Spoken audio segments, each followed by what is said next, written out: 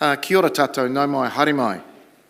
And look, a warm welcome to our council meeting of the 9th November 2022.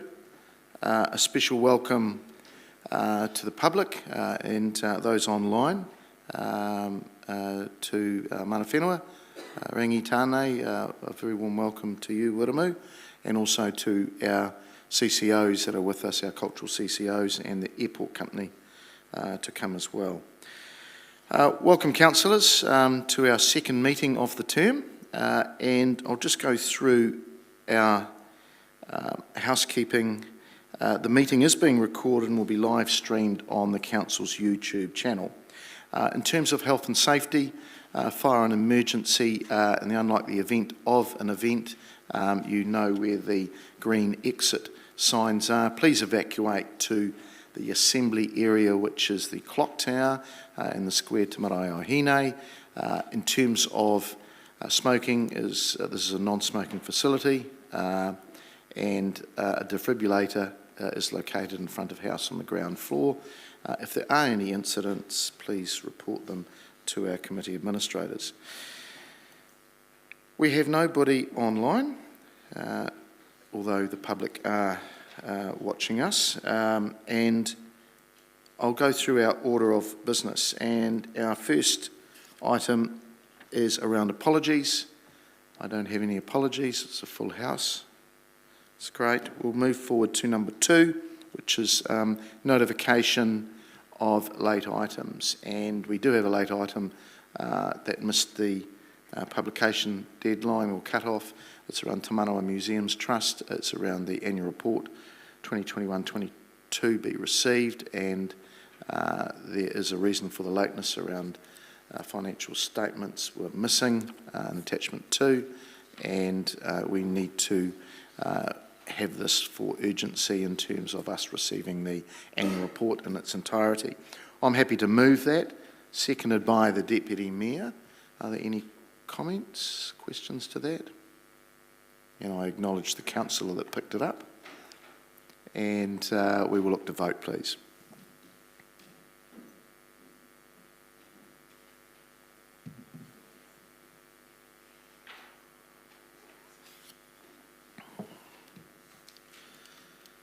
As passed, 16 votes for and none against.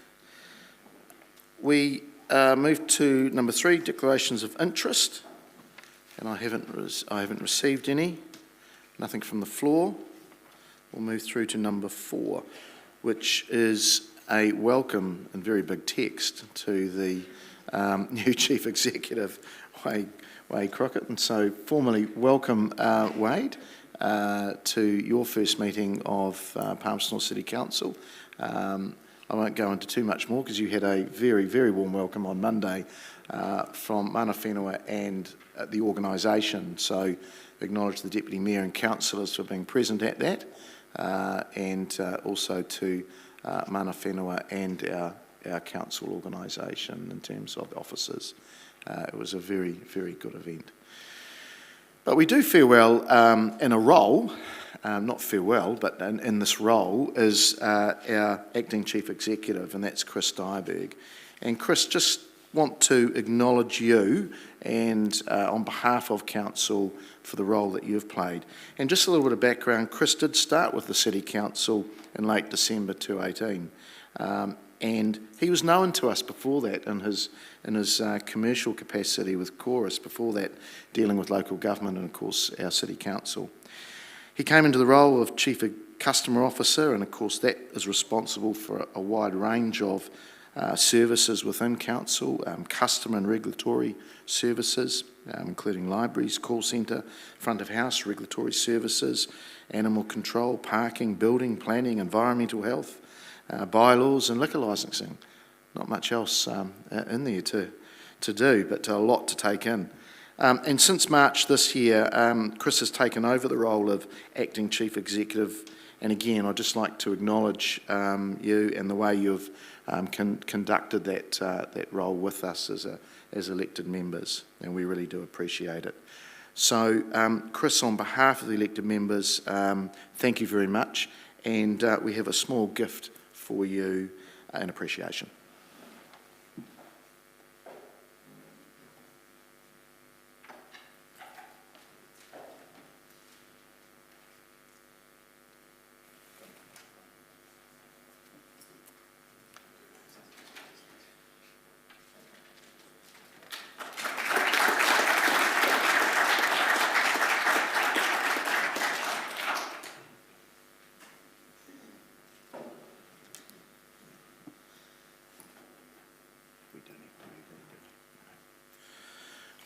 We'll just move on to the next acknowledgement, and this is of service to councillors Zulfikar Butt and Bruno Petrinas. Now, Zulfikar's with us, Bruno isn't, but I will certainly go around and see Bruno. I may just start with, and I just want to acknowledge the former Deputy Mayor, Alicia Rutherford, who's here as well. Welcome, Alicia. Strange being on the other side, isn't it? But if I perhaps just before I make a few words, and I'll open it up for any councillors thereafter, Wiremu, would you like to comment, please?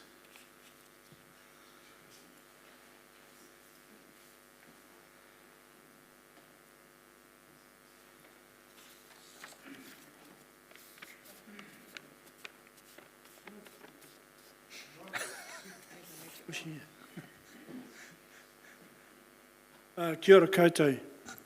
I feel a bit strange. I seem to be hanging around with you guys more than as regional council. We have a problem here. May I say, it is enjoyable. Chris, I know what they've said about you, but it's the first time I've seen a smile on your dial so wide. So that's relaxing. Wade, great to see you. Now, Zulfikar, what can I say? I call him my Muslim brother. I had to keep an eye on him in a couple of things. Remember, Your Worship, when we were at the Fijian, and he was very concerned that the carver come around had alcohol in. And he was checking and going like this. I said, don't worry, won't be any. He said, even if a little bit touches my lips, I'm not allowed to do those things. So, Zulfikar, may I say this? Everything in town you were at, and in my viewpoint, I'm saddened to think that you didn't get back in because you did attend so many things. Everything, you were there. And I think it's a credit to your people in your race. So, a big ups, Rangatani. But you know where the promised land of Rangatani is, eh? It's not at the Muslim thing, it's out at Rangioti. So, you're most welcome to come and pay us a visit there any time. But you'll be in pleasure. And I must say to all you councillors, we've got a very interesting year coming up because I know how you feel about Three Waters and you're good. Remember, Horizons are the good guys, so we're not enemies. So we need to work together. But there's a lot of things to look at this year, and it's where local governments are heading and all those things. But Wade, that's your headache. But God bless, and I wish you all well. And Lisa, you've been a good stalwart for us too, for Rangatani. So it's sad, but good. But this is my 5th meeting this morning. I've been going since 5:30, and I met Mayor for coffee quickly, and we met a guy from New York. So anyway, things are happening. Deputy Mayor, congratulations, and congratulations to you all who are back in. And I know you've got Tangi, Rowley. It's good to see you there. I hate to say that to my Māori brothers and sisters because we fought hard to get Māori seats here. So it's to see it fruition and happening, it's good, and it says a lot about our city. Now, we might have our viewpoints on that, but at the end of the day, we have to be bigger than that and get on with the job because we've got some very hard things coming in the future. So, God bless. I must take off now because I've got to go by those good guys. And I've got 10 minutes to get there, so I'll make it. So have a great day. Wade, you and I will meet in the office, okay? And you can shout the first breakfast. Kia ora. No. Kia ora, thank you. Thank you, Wiremu. And look, if I could just start with acknowledging Bruno Petrinas. Bruno is an engineer by trade. He had been a councillor since 2015 as a result of the by-election. And he served for 2.5 terms, 7 years. His areas of responsibility, he was the portfolio lead for neighbourhoods, villages and the rural community. And I know that he attended for us at Bunnythorpe, and he did a good job for us there along with Councillor Beattie. He was Deputy Chairperson of Audit and Risk, 2016 to 2019. He held a number of committee memberships in 2015 to 16. He was part of the Community Development Committee, Finance and Performance, Audit and Risk, the Hearings Committee and Council. In 2016-2019, he was on the Arts, Culture and Heritage Committee. He was on the Audit and Risk Committee as the Deputy Chairperson. He was on Community Development, Economic Development, Finance and Performance, the Hearings Committee, Planning and Strategy and the Sport and Recreation Committee. In 2019 to 2022, he was on the Arts, Culture and Heritage Committee, the Community Development, Economic Development, Finance and Audit, Hearings Committee, Infrastructure Committee, which was his passion, Planning and Strategy, and the Play, Recreation and Sport Committee. On behalf of Council, we wish Bruno all the best into the future, and we have a small gift for him that I will be dropping around to his house in the next couple of days. Moving on to Zulfikar Butt, and Zulfikar is here, and again, welcome Zulfikar. Zulfikar is an academic and a small business owner. Zulfikar was elected in 2019 and served on council for one term. His areas of responsibility, he was the Deputy Chairperson of the Environmental Sustainability Committee, and he was the lead or portfolio lead for climate change. In terms of committee membership, Zulfikar served on the Community Development Committee, the Economic Development Committee, Hearings Committee, Infrastructure Committee, Planning and Strategy Committee, Play, Recreation and Sport Committee, and was a member of the joint Manawatu Palmerston North City Strategic Planning Committee. He represented council also at local government level on Zone 3, also in the Manawatu Multicultural Centre, and was part of the BPO Wastewater Project Steering Group. Zulfikar, we wish you all the very best into the future as well. We'll miss your cheerful face around the council table, but your mission now, if you choose to accept it, is to have Pakistan play at Fitzherbert Park. And for those councillors that aren't aware, Zulfikar is mad and very passionate on cricket. And of course, there's a little game tonight, and he tells me he won't lose because New Zealand are playing Pakistan. And his other team, India, are also playing in the other semi-final. So you've got $1 each way, haven't you, Zulfikar? But on behalf of Council, Zulfikar, we have a small gift to present to you.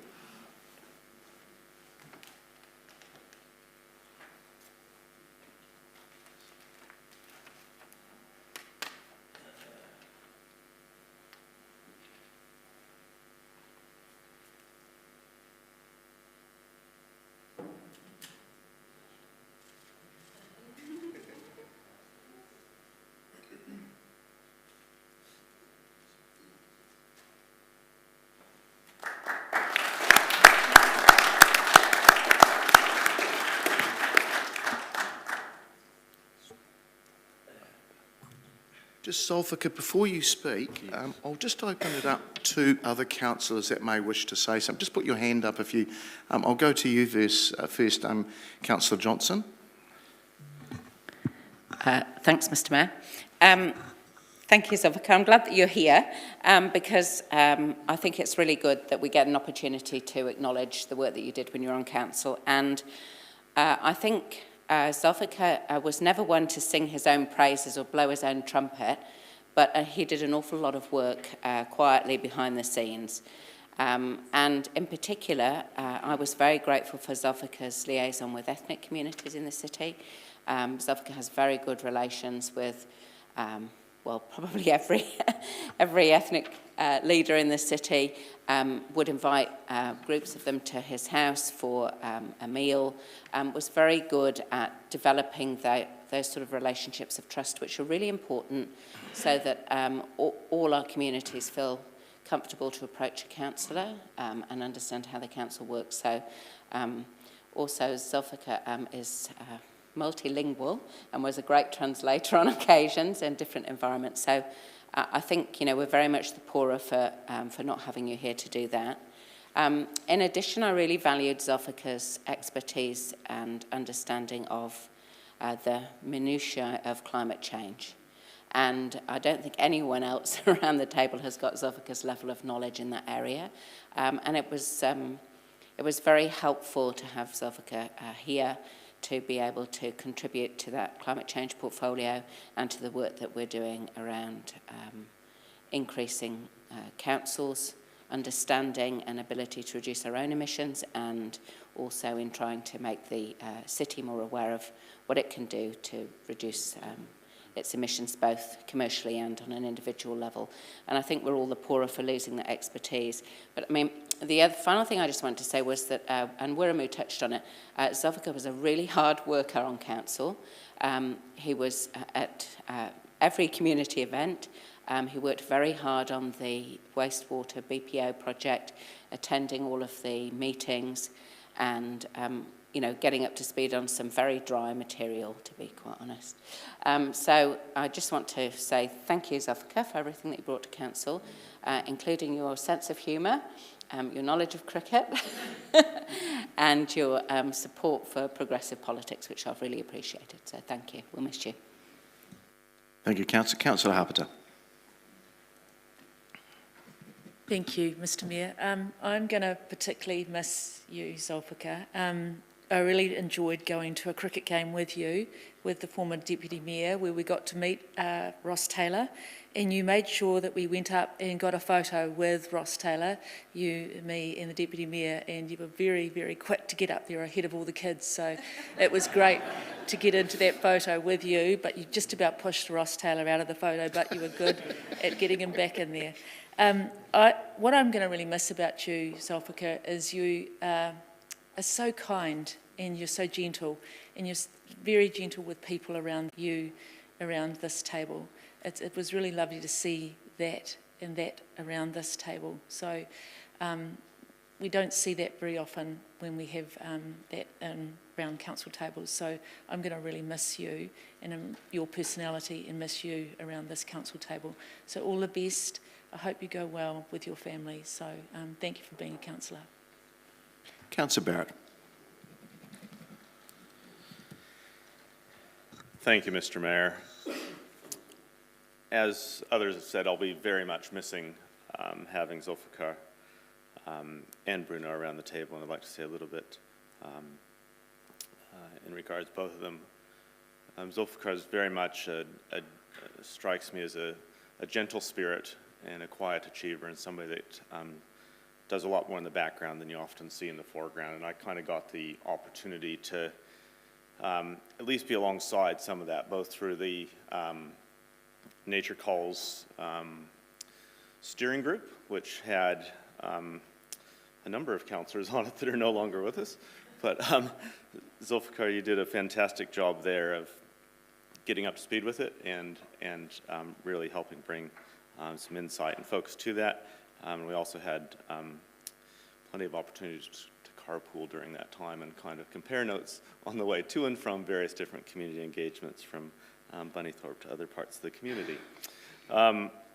As well, very much appreciated your energy and insight around the climate crisis and what we as a community and as a council can and should be doing in response to that, and certainly appreciated your support as we continued to develop the environmental sustainability committee space. After Councillor Rutherford moved on to become Deputy Mayor, you stepped into the Deputy Chair of that committee, and really appreciated your support as we engaged with colleagues and engaged with staff to really build that area and focus there. But I think the thing that'll be most sorely missed around the table is really the dimension of representation in the community that you brought here, and as other speakers have alluded to, you brought connections, you brought insight that are now lacking, frankly, from this table, and we are the poorer for it. So we hope that you will stay very active in the community and actively engaged with this council as we continue to navigate our future as a multicultural city, and very much appreciate your efforts in that space. Just say around Bruno, really, you know, if you were perhaps, sitting in Taranaki or somewhere else just kind of watching a council meeting, you might not have gotten exactly all of what Bruno had to offer, because most of what Bruno had to offer, he didn't get in the chamber. He got in the tea room, he got on the way up and down the stairs, he got after the meeting, and he always had quite a lot to say and quite a lot to share, and it was always very interesting to hear those perspectives, and those perspectives born of decades of experience in local government, inside the bureaucracy, working with infrastructure, getting it right, and it was really interesting for me to always hear that perspective coming into considerations as we looked at things like 10-year plans, like asset management plans, all those things where, probably from Bruno's point of view, the rubber really did hit the road, and making sure that he was sharing those perspectives, if not in the chamber, at least quietly in our ears in between meetings. So, yes, very well wishes to Bruno, and I know a number of us have reached out to him and appreciate, Mr. Mayor, your efforts to bring a gift to him recognizing this. So, thank you. Councillor Dennison. Thank you, Mr. Mayor. First, to acknowledge you, Zulfikar. I really enjoyed my time around the table, and anyone that's done put in the effort in the first term, I always believe is worthy of a second. So I found it very disappointing the voters didn't recognise your commitment to the city.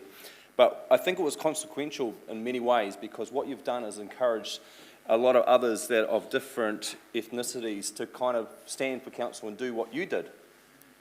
You were kind of a leader in that regard, to kind of set the scene of belief that you could have something to offer and stand and prepared to offer it to the city and get elected and use that.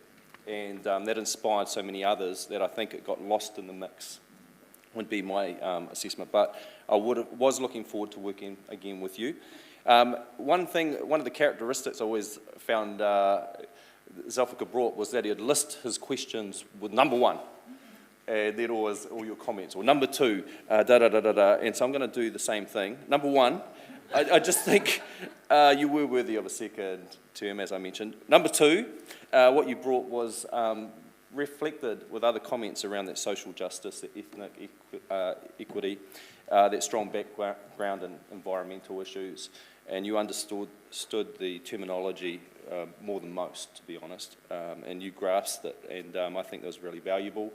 And especially with your contribution towards wastewater, which is a big beast, and still working through it. And thirdly, I know the references to cricket, but you did get down to the softball park over the summer for the World Cup with your boys, and created another fan, which is great. And I think that wider life, that you went to a lot of events, a lot of activities, a lot of sport and celebrations, and I think that's a special part of being a councillor, and you really engaged in that fully. And if there was a fourth, I just know that we'll see you around, because you've got that political nous, you've got a heart for the community, and you're no doubt will be engaging in the future. So, well done for your service. Also like to acknowledge Bruno for his service too, and I first met him in the by-election for the mayoralty, Mr. Mayor, and Lou. He was the highest non-elected member candidate, and then subsequently stood in the by-election for the councillor seat and got elected and served around that table, as was mentioned, 7 years. When I was chair of Audit and Risk, he was the deputy, as mentioned earlier, and he was a great partner in crime, I guess, for asking harder questions, delving down into the organisation because of his wealth of experience, having worked in here and other large councils. And so that was really helpful. And like me, also wanting to see the business continuity plan advanced and some of those audit flags that would come up, just wanting to keep an eye on those. So he also, like Brent mentioned, said more outside the chamber than in it. And that's where you got his value, was in walking back to the councillor room or down the stairs. And I just wanted to also acknowledge his service to the Bunnythorpe community with that village portfolio he was quite dedicated to with Councillor Beatty. So we'll miss his experience and his commitment to those key features of what he was most passionate about. Thank you, Mr. Mayor. Thank you. Before I go to Councillor Naylor, I was remiss of not mentioning on Councillor Petrinas's service that he also carried out over 7 years' work around the Manawatu Community Athletics Track Committee, and although some might think what was involved in that, they had a major renewal of relaying the track at multi-million dollars, and he led the community's interest in that, and of course council's interest, and he did advocate for us significantly in that space. So I just want to acknowledge that, and also around the BPO wastewater project steering group as well, and the Hoffman Kiln Trust as well. So yeah, it was remiss of me not to mention those. Councillor Naylor. Thank you, Mr Mayor.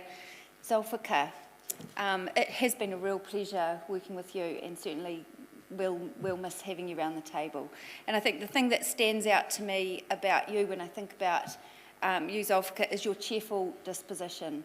And whilst many of us, by the end of a busy day, can be a bit cranky, I can't think of a time in the last 3 years that you were cross or cranky or anything. Just, you always seem to have cheerful, pleasant disposition, and that's a real pleasure. I think, as others have said, you're really kind and thoughtful as well. Just the little things, the Dunkin' Donut on my desk when I arrived recently after a conference, just small things like that have been really lovely, and certainly council potlucks will not be the same without your curries.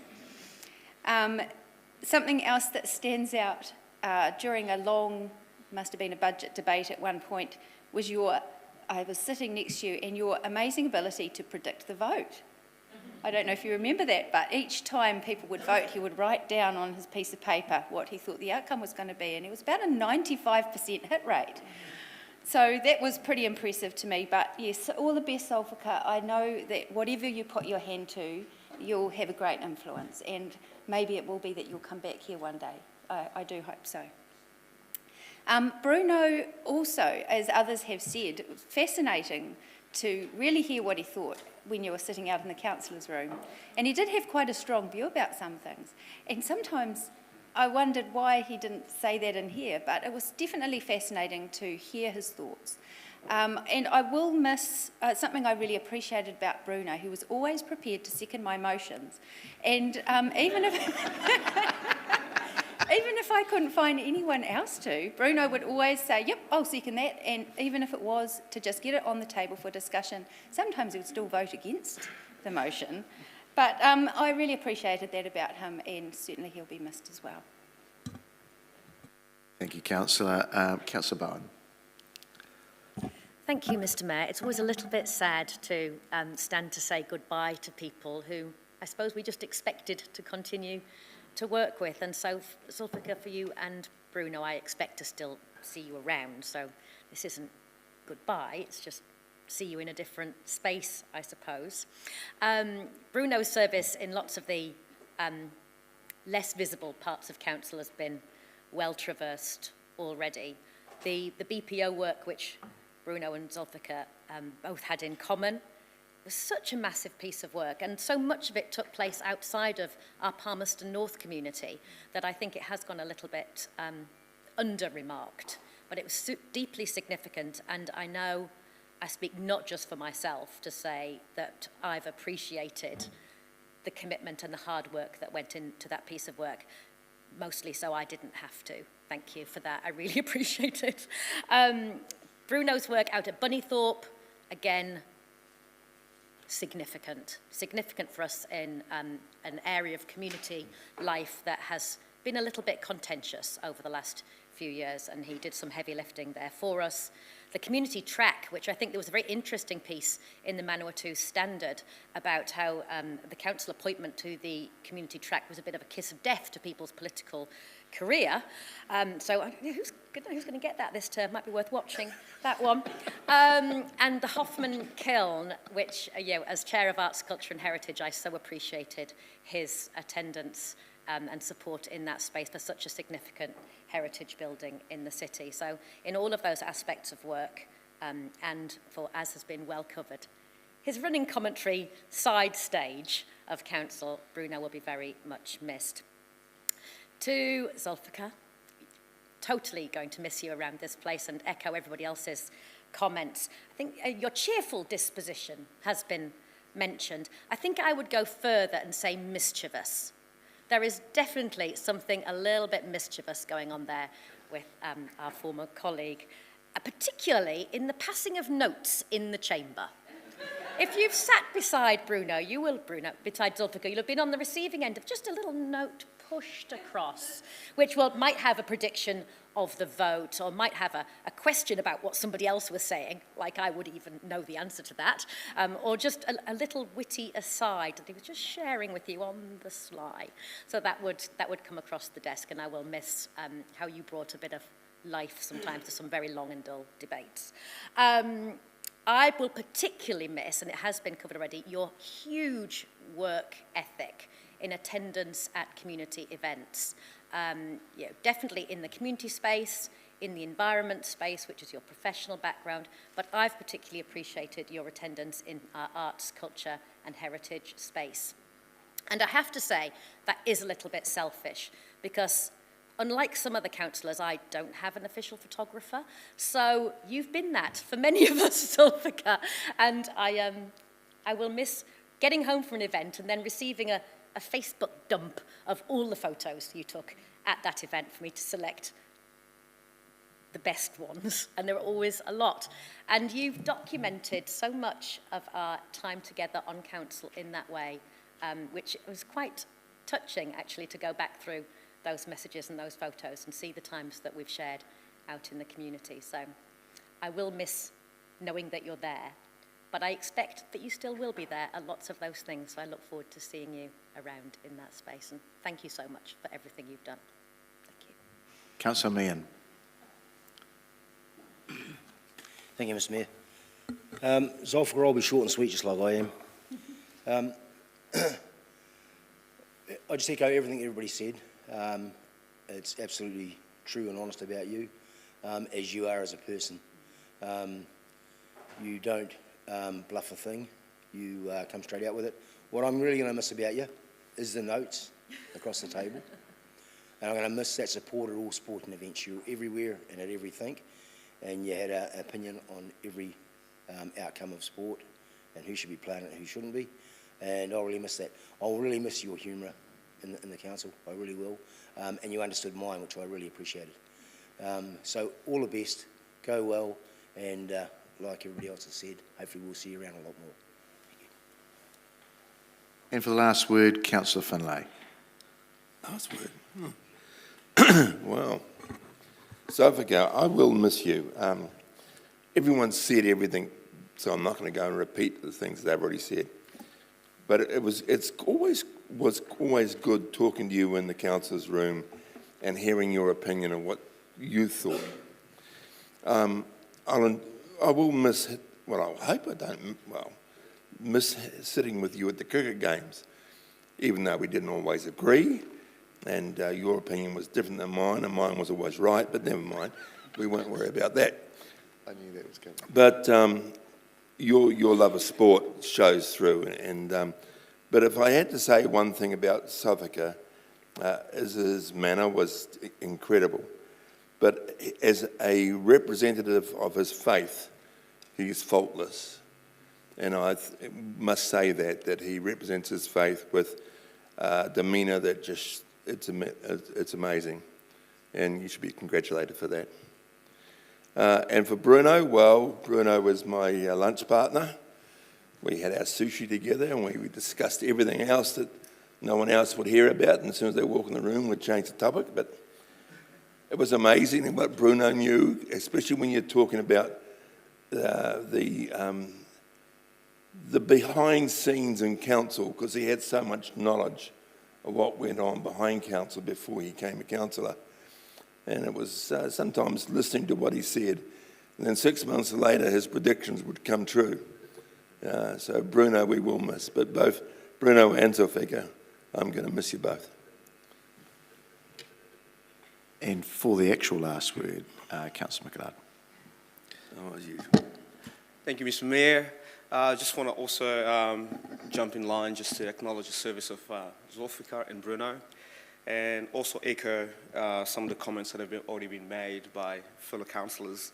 Bruno, first of all, I just want to I just enjoyed having those backroom conversations with him. You know, sometimes you'll say some, you know, after a discussion here on the council, in the council chamber, we'll go back in that room and he would say so many things and air out his opinions about a particular topic. And I'll ask myself, why didn't you say this in the council chamber? You know, that was such a valid point. And, you know, he's got so much experience, especially his passion for infrastructure, and so much knowledge that he carried in that area, which will be very much missed. So, and to Zulfikar, our official photographer, council photographer, I just want to thank you also for your friendship over the years, because I've known you prior to me getting here on the council, but also your experience, especially around the environmental issues, and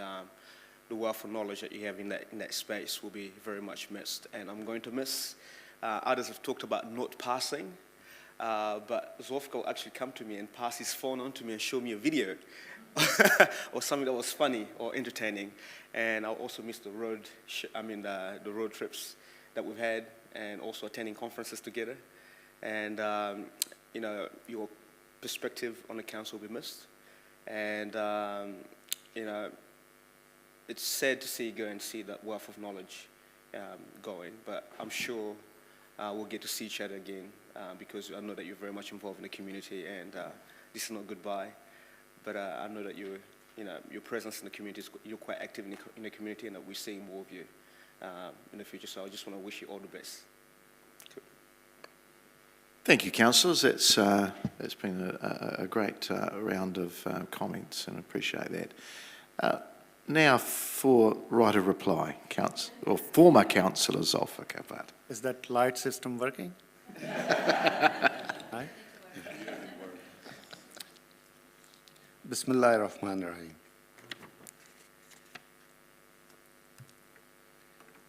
Yes. Morena, Mr. Mayor, councillors, CEO, outgoing and incoming, and officers of the council and staff as well. Let me start by acknowledging and thanking the Panawhenua Rangitani, especially my chief, Tiawe. He's not here, but you might listen later.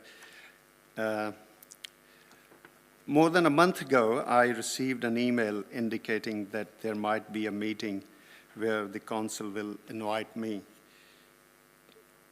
but I was not sure. And then about 2 weeks ago, I received another email clearly inviting me to this meeting.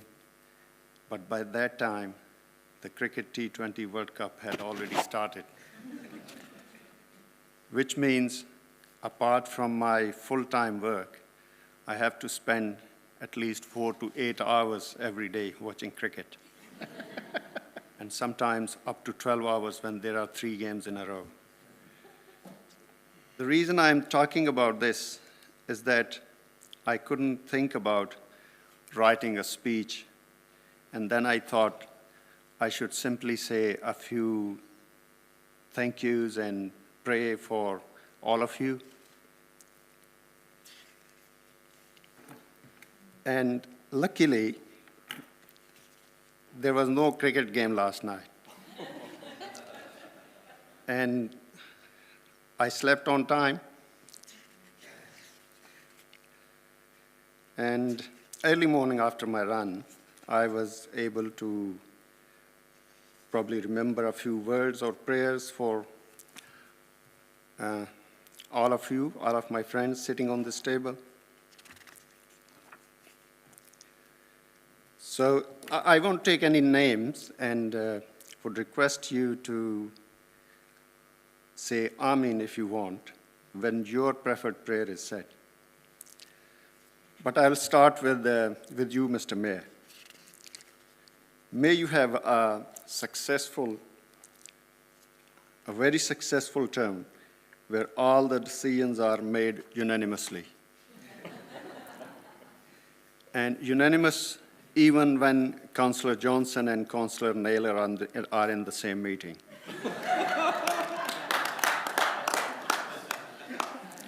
And for the councillors, let me start with a less expensive one. May you have a term where all your Facebook and Instagram posts get 10,000 likes. And may you have a term where social housing budget is increased to 28 million. And may you have a term where there are no cars in the square, no parking spaces, and no parking inspectors. And may you have a term where a colorful tram is running all over the city. And may you have a term where there is a music concert or art exhibition every week with a sold-out Regent Theatre. Amen. And may you have a term where all the council members become paid members of Grey Power. Amen. And they pay their fees every week. And may you have a term where you could find a strong enough boxer who could win an Olympic medal for us. Amen. And may you have a term where we could have a real World Cup event in the city where all the games are live on Sky. And may you have a term where all the businesses become BID members, and BID becomes so independent that its CEO doesn't present research papers every year to get some funding from the council. And lastly, may you have a term where every year the rates are reduced by 50%. So I'm sorry I couldn't think of any prayer for my new coming friends. I simply can wish all of them, all five of them, a very good luck, a very best of luck. And I thank you once again, all of you. May God bless all of you. Thank you very much. Thank you.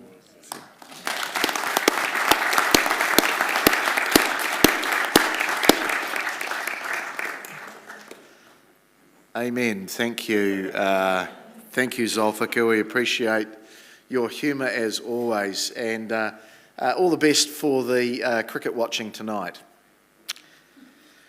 Right, councillors, we move on to number 6 in our order of business, and that's around confirmation of minutes that council resolves that the minutes of the council meeting of the 26th of October 2022, Part 1, public, be confirmed as a true and correct record. I'll look to move that, seconded by the Deputy Mayor.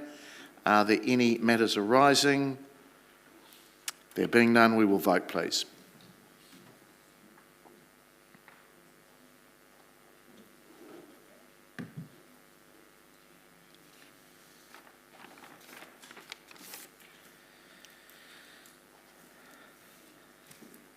And it's passed 16 votes for and none against.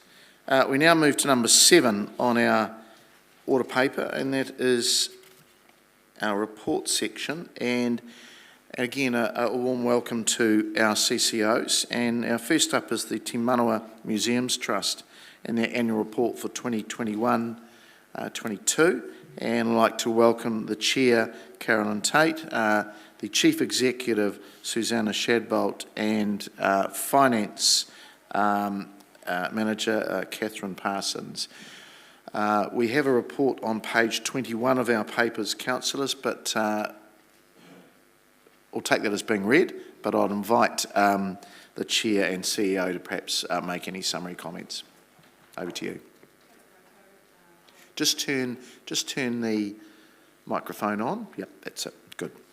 Kia ora koutou, ko Caroline Tate tōku ingoa. I'm Caroline Tate, the Acting Chair of Te Manawa Museums Trust, and I'm delighted to be here today with our draft annual report.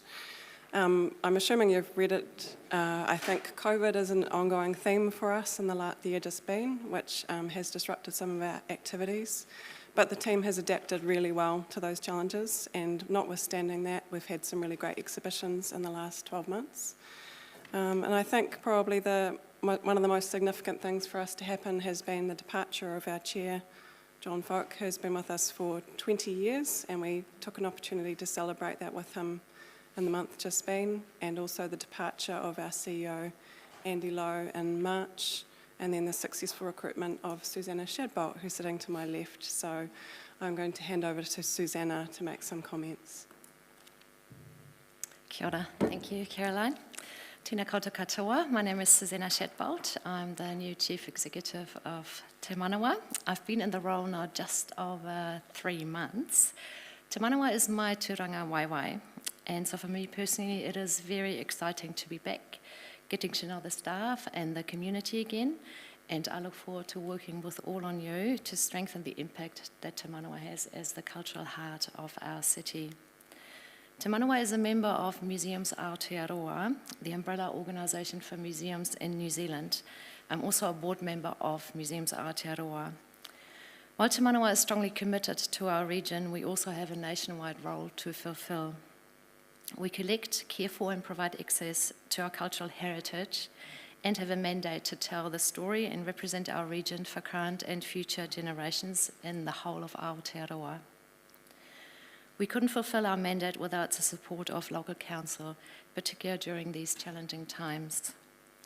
I would like to thank our key stakeholder, Palmerston North City Council, for the ongoing support of our museum.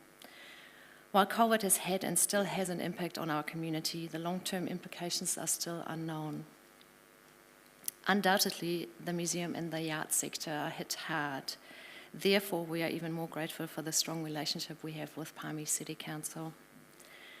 The disruptions of COVID and the flow-on effect meant that a lot of our targets weren't reached. We weren't able to hold events and openings and had to look at different ways of engaging visitors. However, despite COVID, 15 exhibitions opened during the financial year. We broadened our view and connections, and in partnership with iwi, were able to focus on cultural tours, connecting Te Marae o Hine, Te Rangi Marege Marae, and Te Rangi Whenua Gallery. The education program started to pick up again from April-May, and we were able to secure a 3-year agreement with the Ministry of Education. During the same time, we had a refresh of our art gallery exhibitions, with one of the highlights being the exhibition of Brazilian artifacts in partnership with Messi University and Museo do Indio in Rio de Janeiro.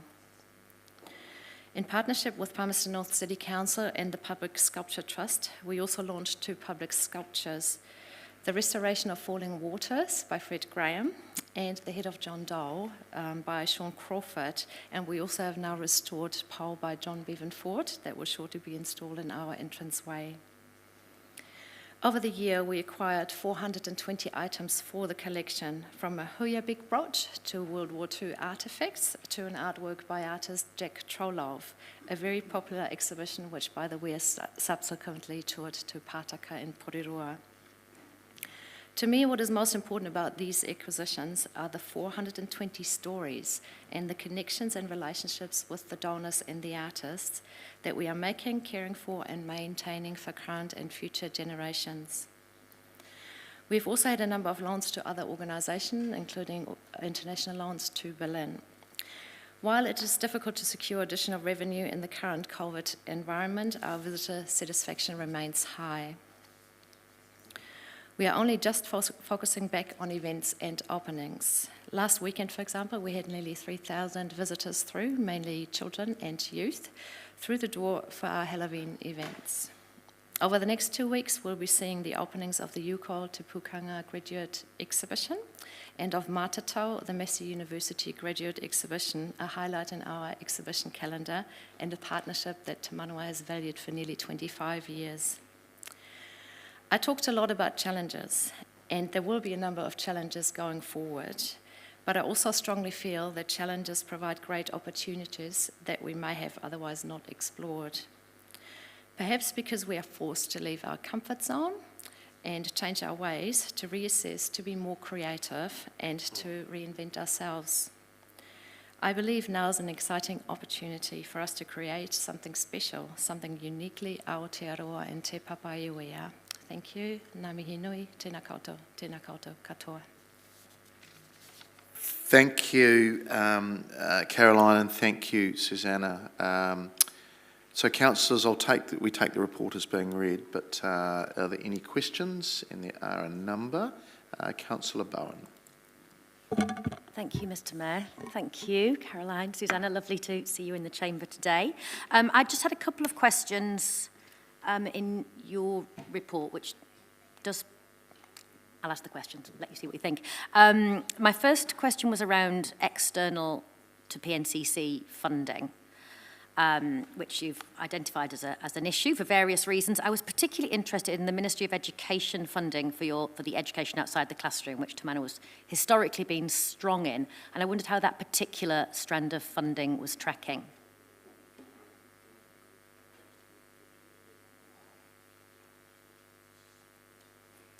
Thank you, Councillor Bowen. It is going, we are on track for this one in particular. There have been some recent cancellations from schools, but we are still on track for all the numbers as well. Thank you. And my second area I wanted to ask about was about touring shows. And in your commentary, you talk about there are no Te Manawa exhibitions touring nationally or internationally at the moment, the Top Twins exhibition having been the last one. So I just wanted to ask, what happens to our touring shows? How are they retired? Like Sunlight, where is it? Because it's a significant investment to stand that kind of thing up. Yeah, so Sunlight is currently stored in a container. It's been very difficult in the COVID environment to actually tour exhibitions with all the cancellations, and there hasn't been a great appetite for those. But I'm also working at re-establishing a science centre for Te Manawa and reinventing the science and utilising the concepts that were developed for the Sunlight exhibition as well. And would there be any opportunities for Top Twins? Or to be honest, I'm not sure what happened with the Top Twin exhibition, and I think it sort of had its dash, really. That's my understanding. Okay. Thank you. Thanks, Mr. Mayor. Councillor Johnson. Thanks, Mr. Mayor. Tēnā kōrero. My question is about staffing. So in a couple of places in the report, you've identified that you've got a significant number of staffing vacancies. Are you able to give us a bit of context around that? Is that some of the reasons that, do you think the reasons behind that are to do with not being able to recruit the right people? Is it just, is it lack of resources to pay market rate salary? You know, what do you think are the reasons behind the large number of vacancies that there are at the moment? I think it's a bit of everything. It was partly, I believe, a resource issue as well. It was also partly difficult to recruit people during COVID times because they were reluctant to move within the sector, and there is a little bit of difficulty recruiting people into the regions as well, so for them to leave the city areas and coming here to get the right people. But we are certainly working through this, and there has been a change in the structure, so we're just implementing a new structure and looking at definitely recruiting new staff, particularly in the areas of collection and curatorial. So is there any assistance that council could provide Well, that would be regarding great. that? We'd love that. Well, are you able to identify what assistance would be useful? Possibly with recruitment, and I have been speaking to Councillor HR as well, and they have been very helpful.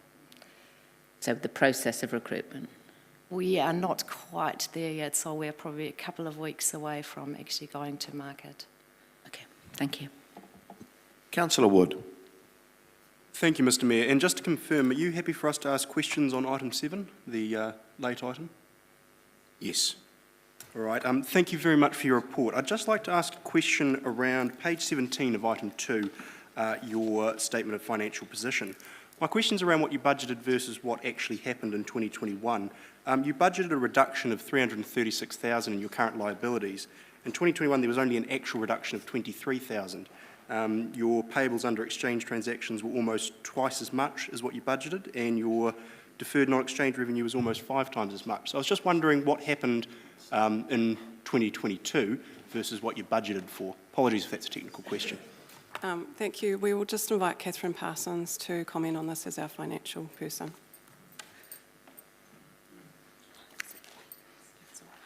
There are two aspects to your question. Firstly, I don't believe the items on page 24 of the financial table in the budget column on the financial position are correct, and they're different from the annual report that I've drafted for the auditors and from the SOI that we submitted. Secondly, it is quite hard to budget for the future year in the balance sheet because we have to have that under the Local Government Act at the council by the end of February, and the year finishes in June, and often a lot changes. But my first comment would be is I disagree with all the figures in the financial position on page 24. Sorry, could we just clarify exactly which page it is? Apologies, there's two documents. There's Table 2 on page 24, and then there is the statement of financial Is that page attachment 17. to item 7? In the actual council agenda, Okay. page 24, there's a table, and then that's explained in more detail on page 17 of the additional items. Right, thank you. I don't have the additional item in front of me. Oh, thank you. Sorry if you would.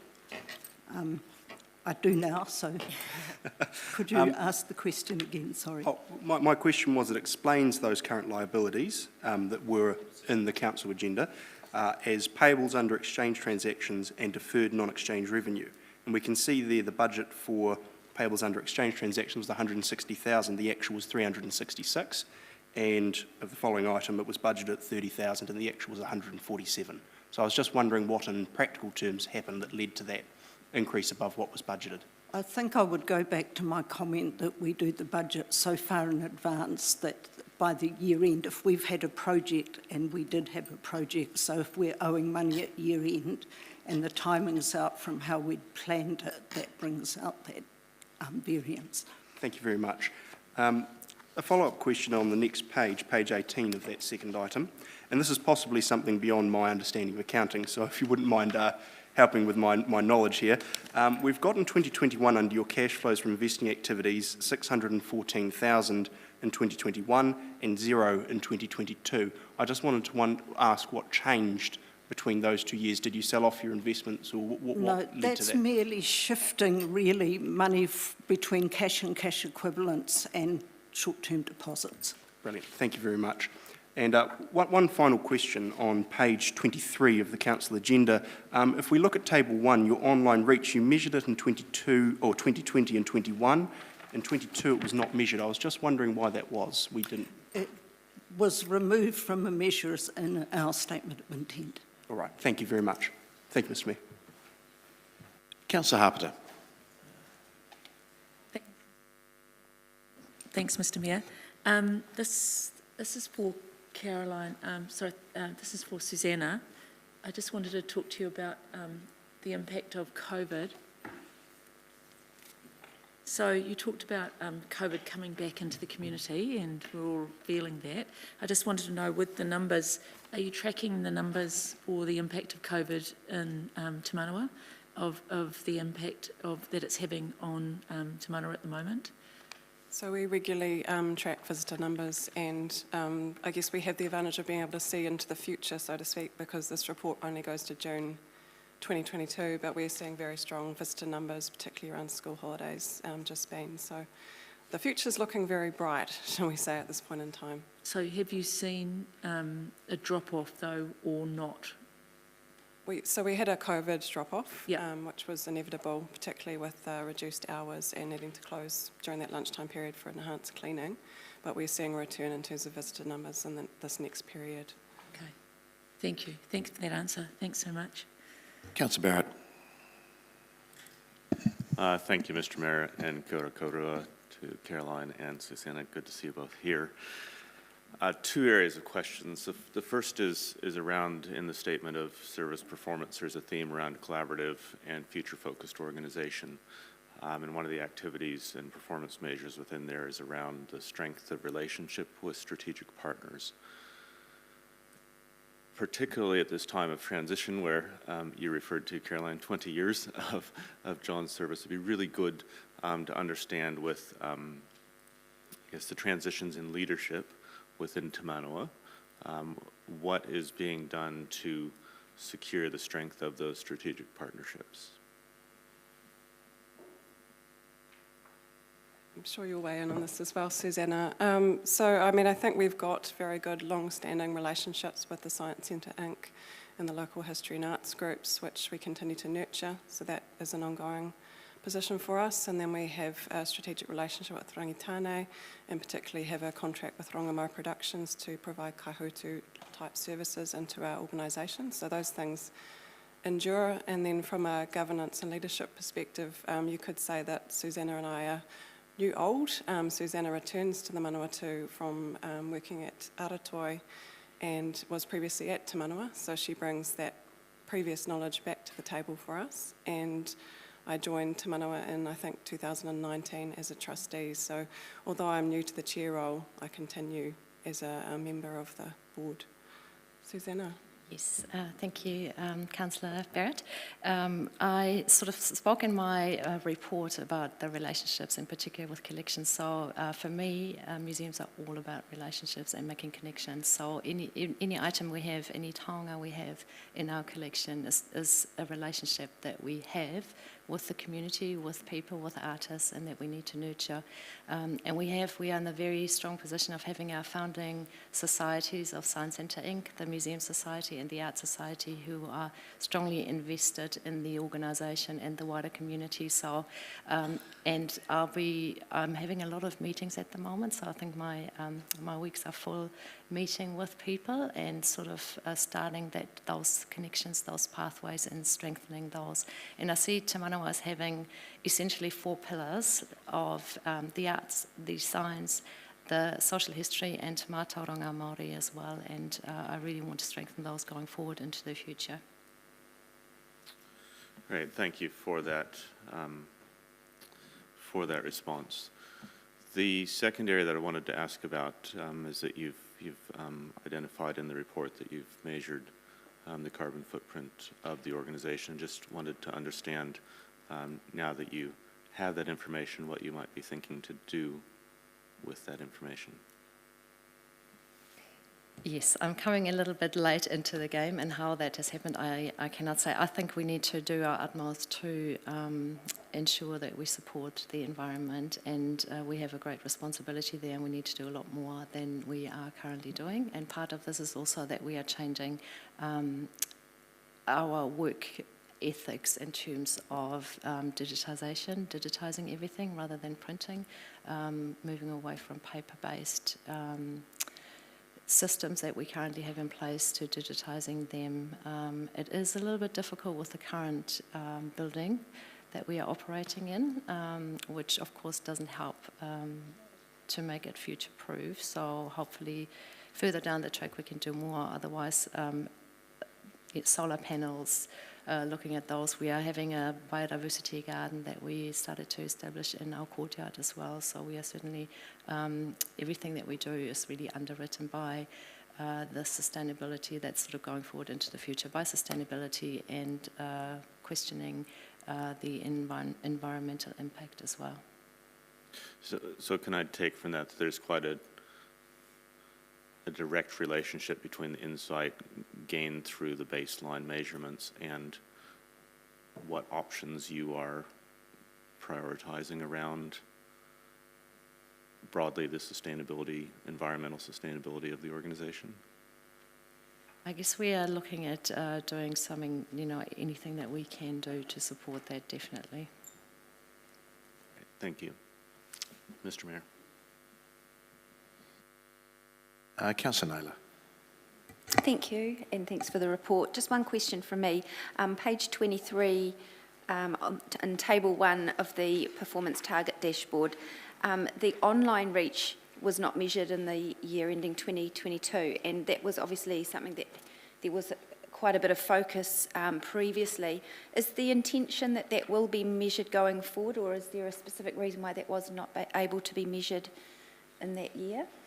I actually can't completely answer the question, but there's definitely the intention of measuring that moving forward. I can say that.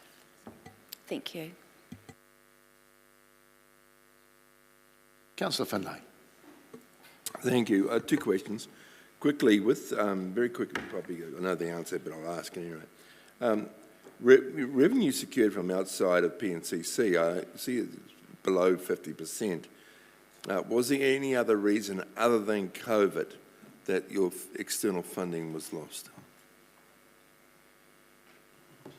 Catherine is coming back.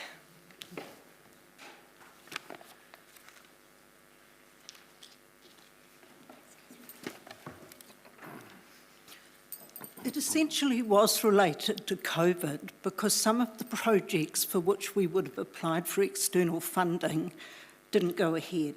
Okay. So we didn't make the applications to the funding bodies. It's also quite a difficult environment out there, and some of the funding that we did request, we were turned down for. So we were very disappointed with that. Okay, thank you. And my other question probably is to the new CEO. Sorry. Which is partly already answered, and there's a little bit in the report about it as well, but it's something a little bit dear to my heart. With your previous, the person was, Andy, was, when he was there, he opened up the Manawa to the community an awful lot more than it had been in the past. Particularly organisations like the Ethnic Council and other Manawatu Multicultural Council, and other organisations like that. Do you see that continuing, and do you want to see it increase? Well, I'd like to hear your view as the new CEO, where you want that to go.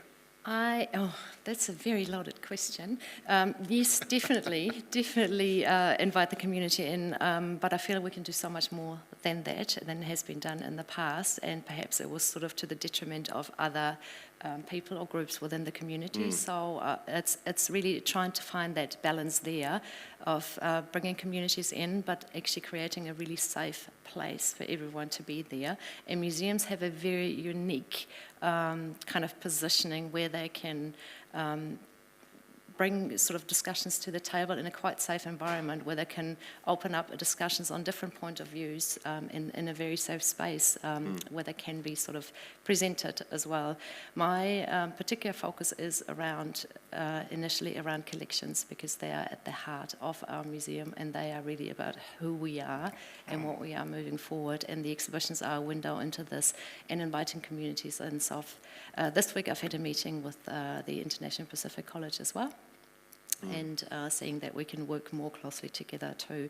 So definitely continuing on the community pathway and opening up, but actually probably consolidating who we are a lot, much more strongly as well.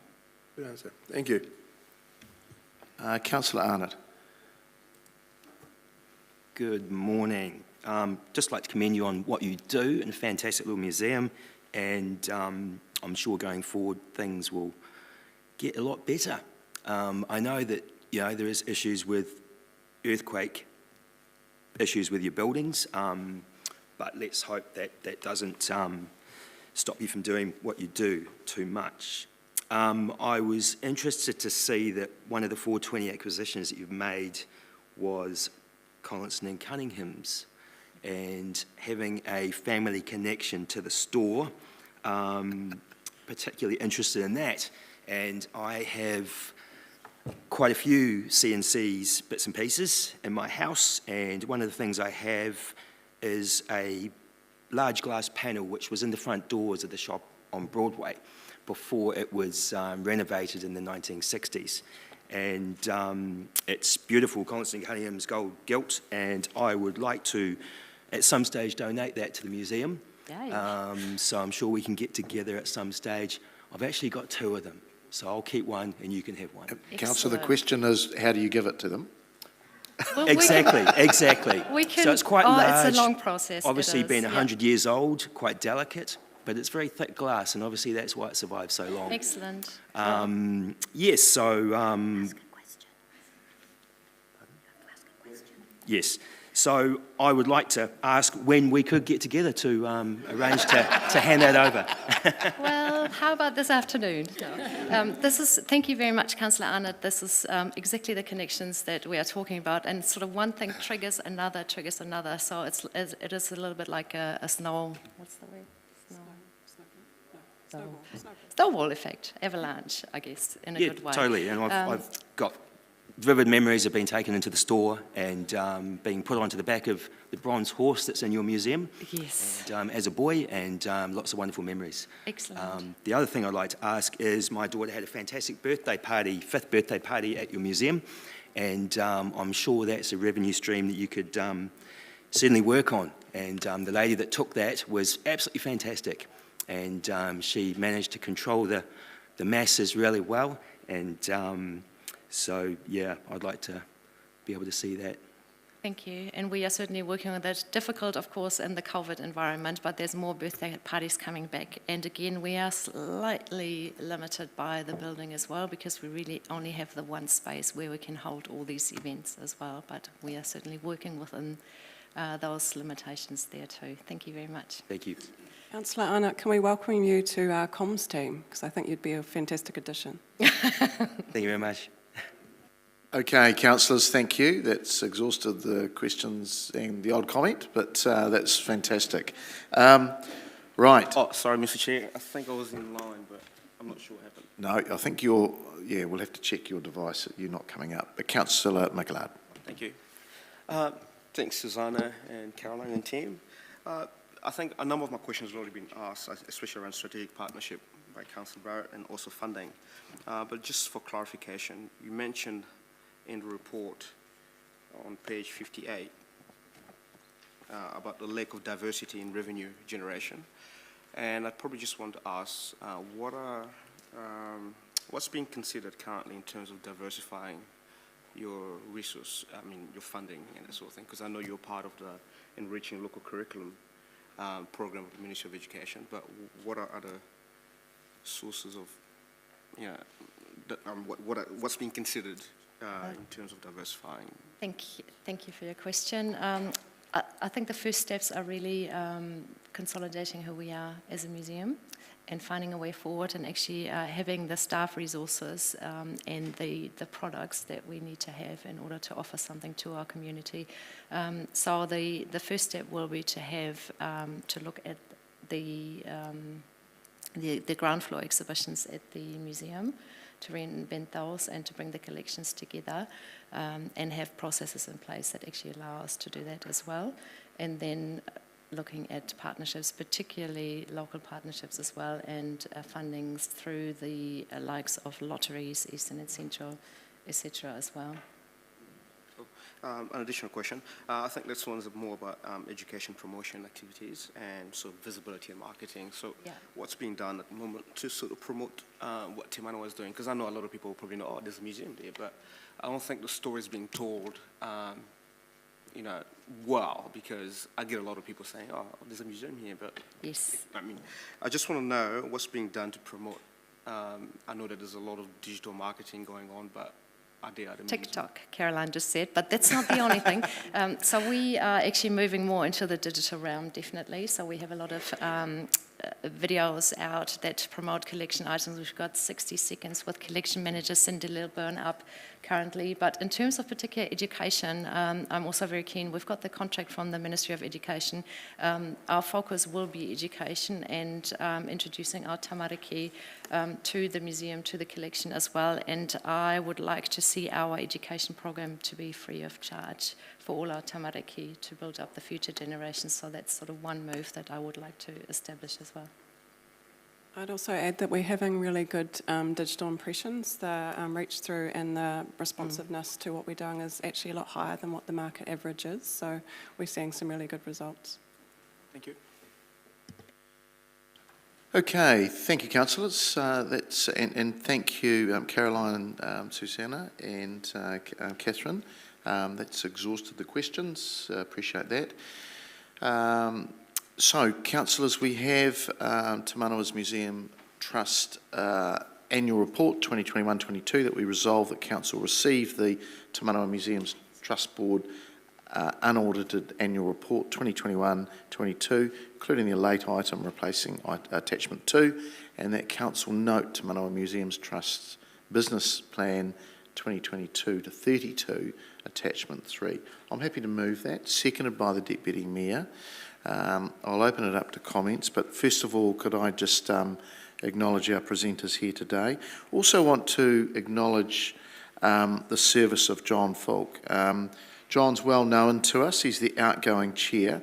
I do want to welcome the new chair at Caroline, and thank you for stepping up. You've been on the board for a little while, but we appreciate you coming to the chair role. John has done a huge amount for the city. Of course, he's a civic awardee. He's been around council organisations for some time, and of course he brings that legal perspective of his being a lawyer, but also his commercial acumen from being an executive at Toyota New Zealand. I know that the former chair of Arts and the deputy are having a meal with him and the board, so I appreciate that the council will, and I've written to him on our behalf to acknowledge our appreciation of what he's done. To our new CEO, Susanna, welcome. You bring a new enthusiasm to Te Manawa. You did say, and I think this is so true, it is our city's cultural heart. It's an institution of culture, heritage, science and art, and that's quite unique, certainly in the museum sector in regional New Zealand as well. Look, there's many stakeholders, and sometimes that can be difficult to manage at times, but if I just list what I think are some of them, obviously council as funders, but also MDC, and we must acknowledge Manawatu do tip in a little bit as well, and that's appreciated, because their community gets the benefit of the institution. There's the three key societies, the Science Centre, the Heritage Trust and the Arts Society, and balancing that can sometimes have its challenges. But also there's opportunities there that a traditional museum of just heritage or culture perhaps wouldn't get. There's the special relationship and enhanced relationship, which actually has always been there, but it's been brought to the fore much more as with Rangitane and Mana Whenua. The Rugby Museum, we forget the Rugby Museum at times, and the different clientele that brings through the organisation, and the nuances that organisation brings to us. Other museums, institutions, we've got the Sargent Gallery opening very soon, 45 minutes down the road. I hope that there's something that Te Manawa and the Sargent Gallery can possibly do together. I think of the other regional museums, and it was great to see the Coastal Arts Trail promoted just recently, and I think we can be doing more of that. We have the New Zealand Army Museum in Waiouru, literally an hour and a bit up the road. We have Te Papa. We have Linton with some of its collections. We have the Medical Museum with the Health New Zealand. But there's also the other regional museums. And when you look at the community groups that are starting to use Te Manawa now, Councillor Finlay spoke about the multicultural community, but there's many others that use the facility. And of course our external funders, the trust, the sponsors. But if I could just say, I have seen, and this is my personal view, a renewed emphasis on art, and that has been tremendous. We've seen the public sculptures of the Falling Waters, and that was lost to the city for a little while. It was in private hands. It had been bought on the side of a building. They bought the building and they didn't know there was a significant piece of artwork on the side of it. Fortunately, the city, with the help of Te Manawa, the Sculpture Trust and the city, we managed to secure that. And Fred Graham's beautiful piece is on the side now for the betterment of our community on the side of the convention centre. Also the John Doe sculpture, and those councillors that attended that understand the significance of that piece of public art. But we've seen, I've gone to so many arts exhibition openings just recently, which is great. The Brazilian Indigenous art, and there's a couple of pieces which are sitting in the mayoral office, but just shows the depth and breadth of our wider multicultural community.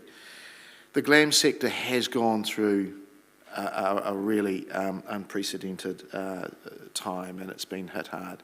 We're going to hear from some of our other cultural CCOs and institutions in a moment. They've all got the similar message.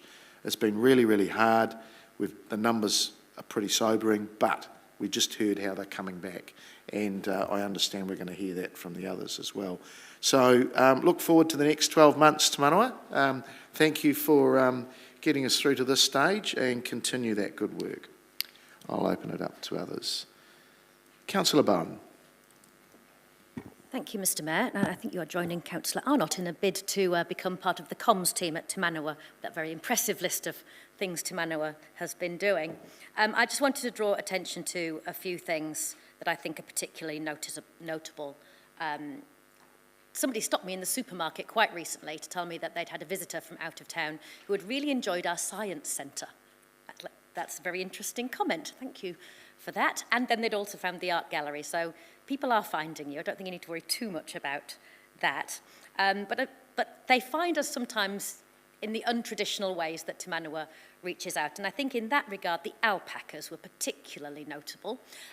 2,000 people queuing out of the door to come and visit alpacas in the museum. And I thought, it's an interesting way to get people in. It might not be particularly linked in an obvious way to any of the strands of museum activity that the Mayor's talked about, but it helps people to find their way in the door. And once they're in the door, it helps them to feel that that's a space that they're welcome, which probably links to the next thing I wanted to talk about, which is how Te Manawa has stepped into the space of telling all of our stories in our very diverse community.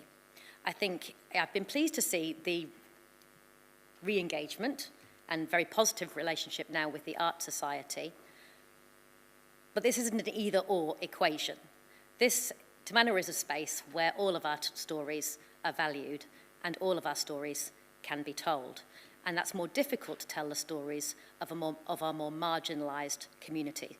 But I feel that that's a challenge that Te Manawa can rise to. And I would echo the Mayor's comments about funding. We've always seen Te Manawa in this chamber as a regional museum. It's not just Palmerston North's museum, it's a regional centre. And I've always been very pleased that Manawatu District have supported that vision, although in quite a small way. But I would encourage Te Manawa, as councils around the region are starting to begin their long-term plan work, to reach out into those regional TAs to suggest that they might also support Te Manawa in their funding streams. And I think, again, that's another challenge you can rise to. But thank you for your report. Councillor Johnson. Thanks, Mr Mayor. Reading the report, I was really struck with the number of challenges that Te Manawa has had to sort of deal with in the last year. Quite apart from the COVID challenges, causing a significant drop in visitor numbers, the deficit, the change in chair, the change in CE, the difficulty in recruiting staff.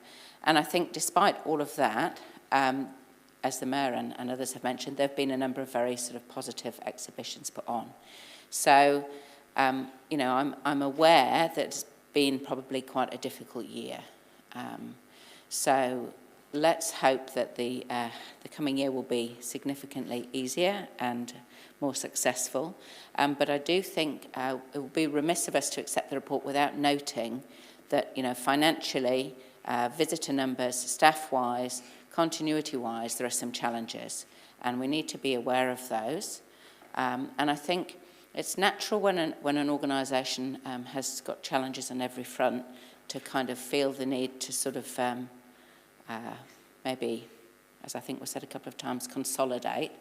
But I think we just need to be cautious that we're encouraging Te Manawa to continue to branch out, to develop, to reach parts of the community that haven't perhaps experienced museum yet, and to embrace the whole community. So a little bit wary of comments around, you know, the multicultural community being prioritised to the detriment of other groups within the community, and comments about consolidating who we are. I think we do need to be aware that you know, Te Manawa is a museum for the whole community, and so I wouldn't like to see any kind of retrenchment or anything like that. I think it's important, despite the challenges, to continue to continue the outreach. So I encourage Te Manawa to continue to do that.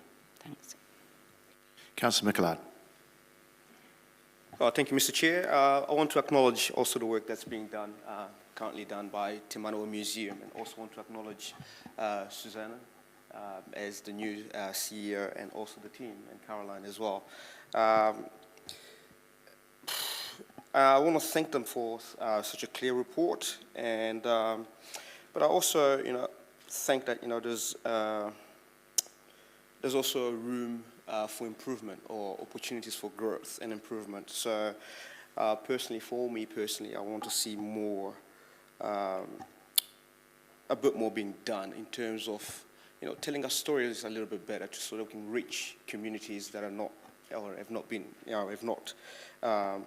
or haven't in the past experienced museum, for example. And also, I know that the work is already, in progress, or that you're doing a lot of great work. But I also want to, in terms of seeing regular programs and exhibitions, I want to see programs and exhibitions that are inclusive and that also meet the needs of our many and diverse communities. And I think Te Manawa is doing a great job at that. But there's also room for improvement in terms of us marketing ourselves to the community and reaching out to those people that are marginalized, the ethnic groups who have not probably had the opportunity to experience museums and being part of that. So those are some areas that I know you're working on, but I'd love to see some rapid improvements in it as well. So but thank you very much. So that's all I had to say.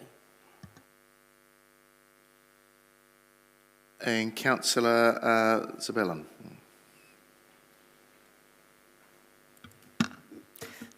Thank you, Mr. Mayor, and thank you for your report. I just wanted to note something that popped out at me when I was reading through your report, and that was the consistently high visitor satisfaction rates.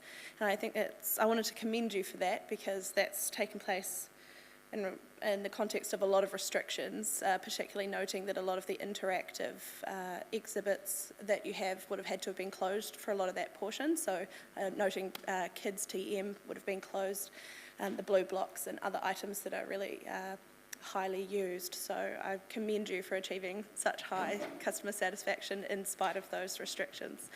That's a great achievement. And I also wanted to commend you for embracing the forecast of change that's ahead for you in the museum science space that your 10-year plan notes. There's a lot of change coming in that, and you're adopting an approach of flexibility and embracing change, which I think is very commendable as well. And also just wanted to commend you on keeping the ball rolling and starting to see those numbers come up, especially on congratulations on your amazing Halloween event. Recently, I was part of that queue of 3,000, and we had an amazing time there. And for the regular activities that you have for children coming up with Sunday science squads and drop-in things, which I think have been, to my mind, bringing that community in a lot more and boosting public confidence to be able to come into public spaces and keep having those great visitor satisfaction experiences. So, thank you very much. Thanks, Mr. Mayor. The Deputy Mayor. Nei rā te mihi nui ki a koutou o Te Manawa. Thank you very much for your report. I'd like to endorse what Councillor Katie has said about acknowledging you for the wonderful feedback that the people who have gone through Te Manawa have provided once they've had that experience. I was pleased to see the relationship extended with the Ministry of Education, and I know that you've also made an application in July to the Ministry of Culture and Heritage.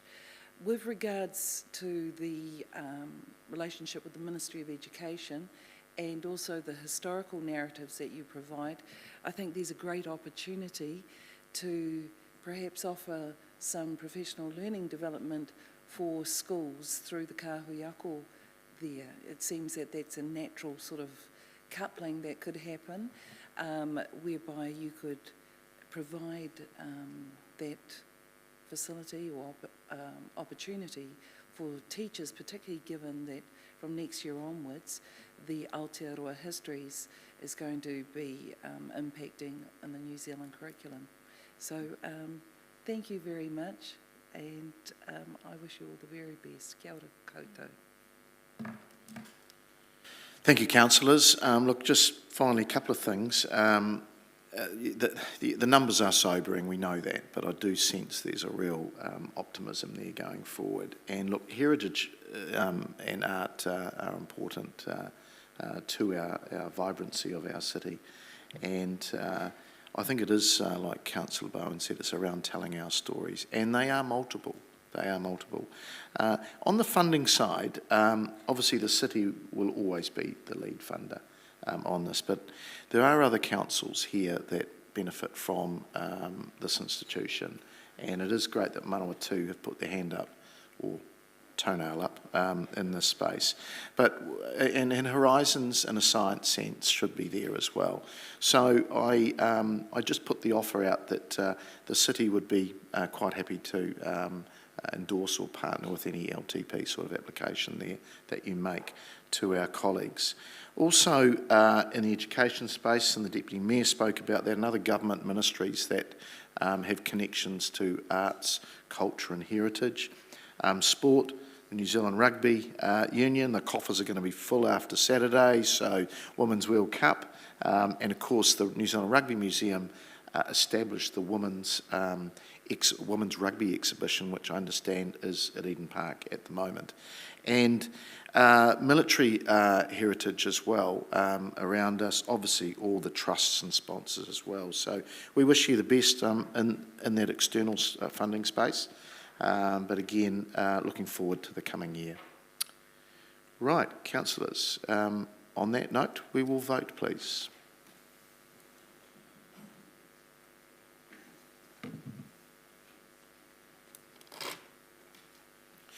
And it's passed 16 votes for and none against. Councillors, we will have a small break. I appreciate there are people waiting to present in the gallery, but I will tempt you with a cup of coffee in the councillors' room. We'll break till 10 to 11. Thank you.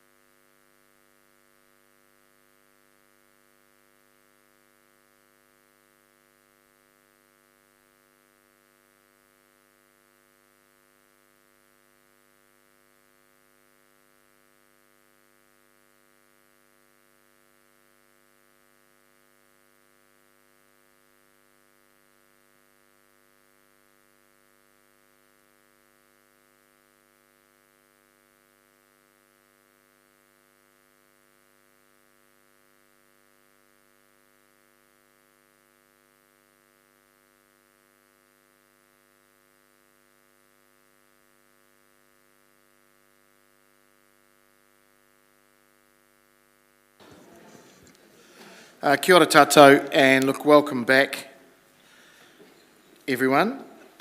We now continue on our order of business, and we have number 8 on the agenda, and that is the Globe Theatre Trust, the annual report for 2021-22. And I invite the Chair, John Adams, and Manager, Jerry Keating, to address us. Councillors, it's page 63 of your papers. Gentlemen.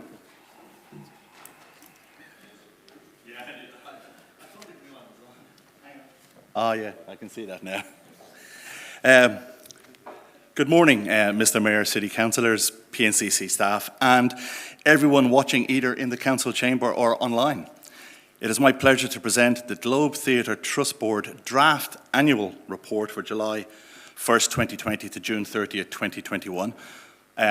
Obviously, we have some new councillors at the session, so I was going to introduce myself as Jerry Keating, the manager, and John Adams, our chairperson, but Mr. Mayor, you've already got there for us, so thank you very much. I believe I've been given 5 minutes to present our report, so I will do my best to stay within that time frame.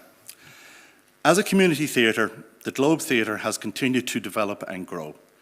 The shadow of COVID continued to hang over us with the various lockdowns and capacity restrictions placed on us throughout the year. As I have commented many times in the past, while there may be obstacles placed in our way, our positive attitude has allowed us to face these obstacles head on. We continue to have a wide variety of shows and events. Theatre, dance, comedy, music, film and conference all played a role throughout the year. It was pleasing to note that what we might call our core events of theatre, comedy, music and conference all scored similar percentages for the number of theatre events that were held. You may have noticed at the bottom of each page in the draft annual report, we have the tagline showcasing our community. This tagline, along with #FillTheGlobe, has been widely used on social media over the past year. We are very proud of this tagline because it very quickly and easily explains what we are about. This is the role we play in the Palmerston North community. Yes, we enjoy having the Mel Parsons, the Greg Johnsons, and the numerous national and international performers we host at the theatre each year. But we get so much more enjoyment from the Comedy Hub, Mr. Lola Illusion, the Manawatu Youth Theatre, and the large number of community groups that use the Globe. Our Memorandum of Understanding arrangements have increased from 9 groups to 12.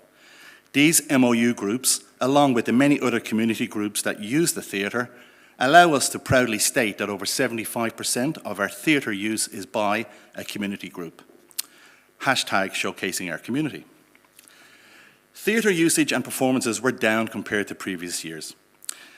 This can be attributed to the various lockdowns and capacity restrictions placed on us during the year and the knock-on effect it had with several of our regular users. This, of course, also meant that we did not achieve some of our performance measures for the year. While not ideal, we were able to identify the main reasons behind this decline and take those reasons into account when preparing our statement of intent. Thankfully, there were many success stories throughout the year. Altitude Pole and Fitness and Cour de Burlesque School of Seduction are 2 community groups that are new to the Globe who have very quickly become firm favourites. What we love about their productions is the opportunity they give to their students to perform. We talk about audience numbers and how important it is to have bums on seats, but it is equally, if not more important, to give people the opportunity to get on stage or to work backstage. Both groups provide that opportunity. We welcomed the Levin Little Theatre to Palmerston North with their production of Calendar Girls, a networking opportunity that we intend to build on in future years.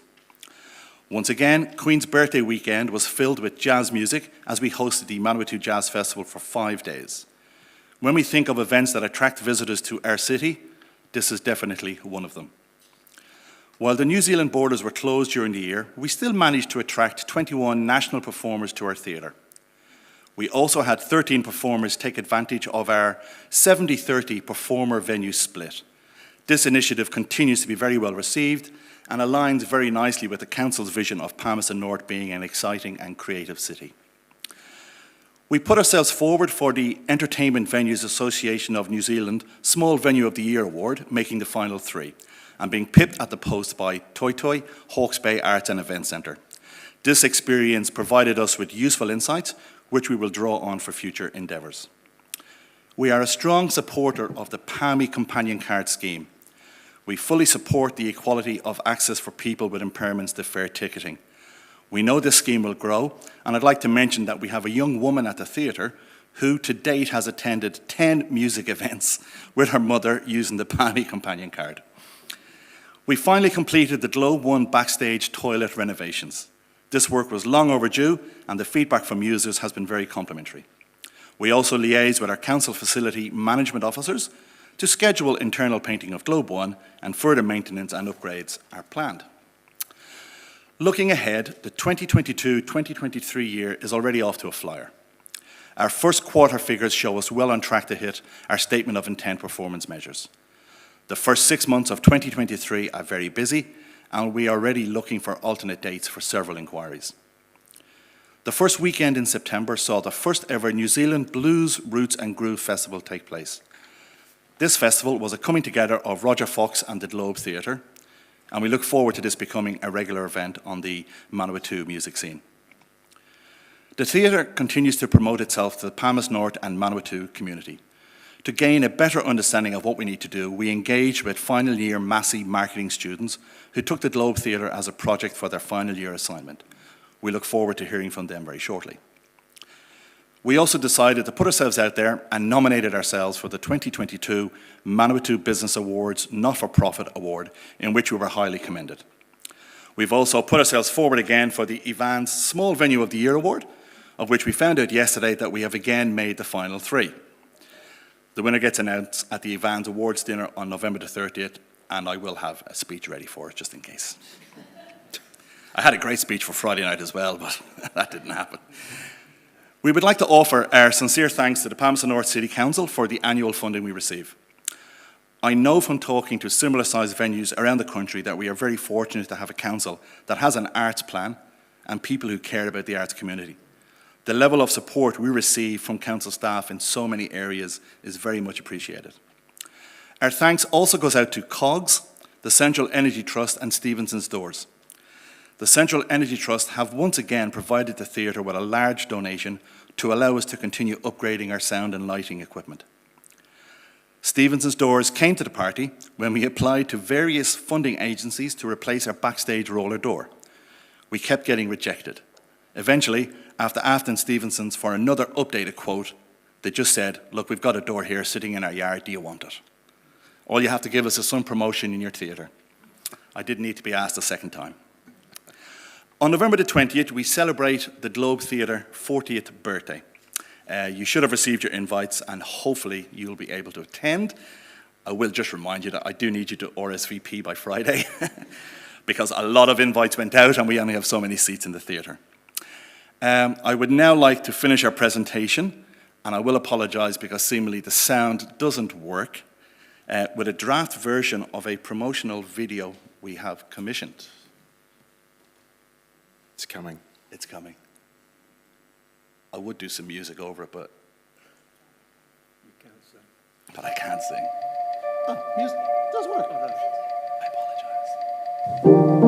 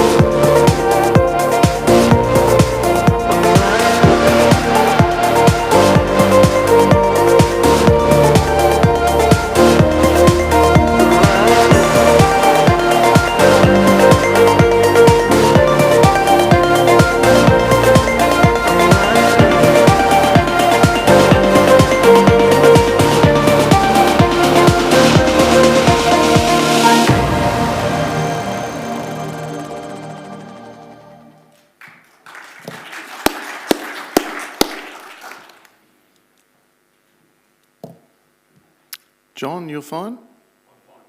Okay. I think the video says it all. Thank you. Right, we have a couple of questions from councillors. Councillor Barrett. Thank you, Mr. Mayor. Thanks, Jerry. Thanks, John. Was struck by your report and the report from the Regent.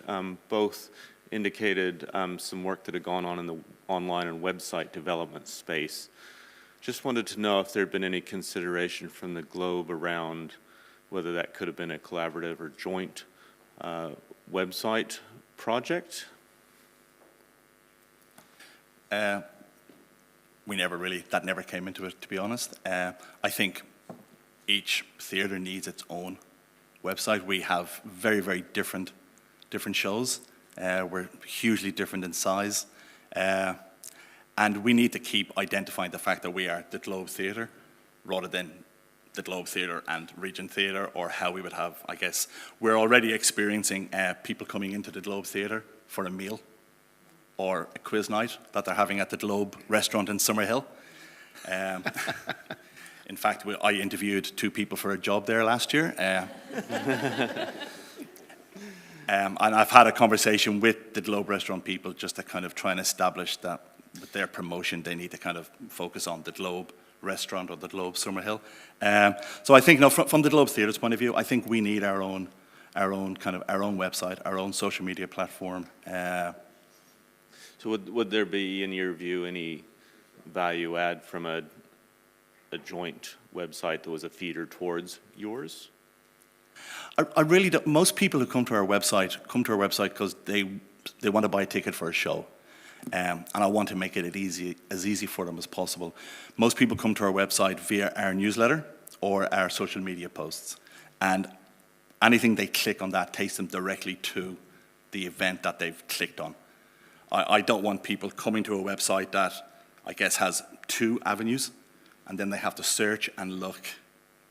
And then they go, this is just in the too hard basket. We're trying to make it as easy as possible for people to purchase tickets. Thank you. Cheers. Thank you.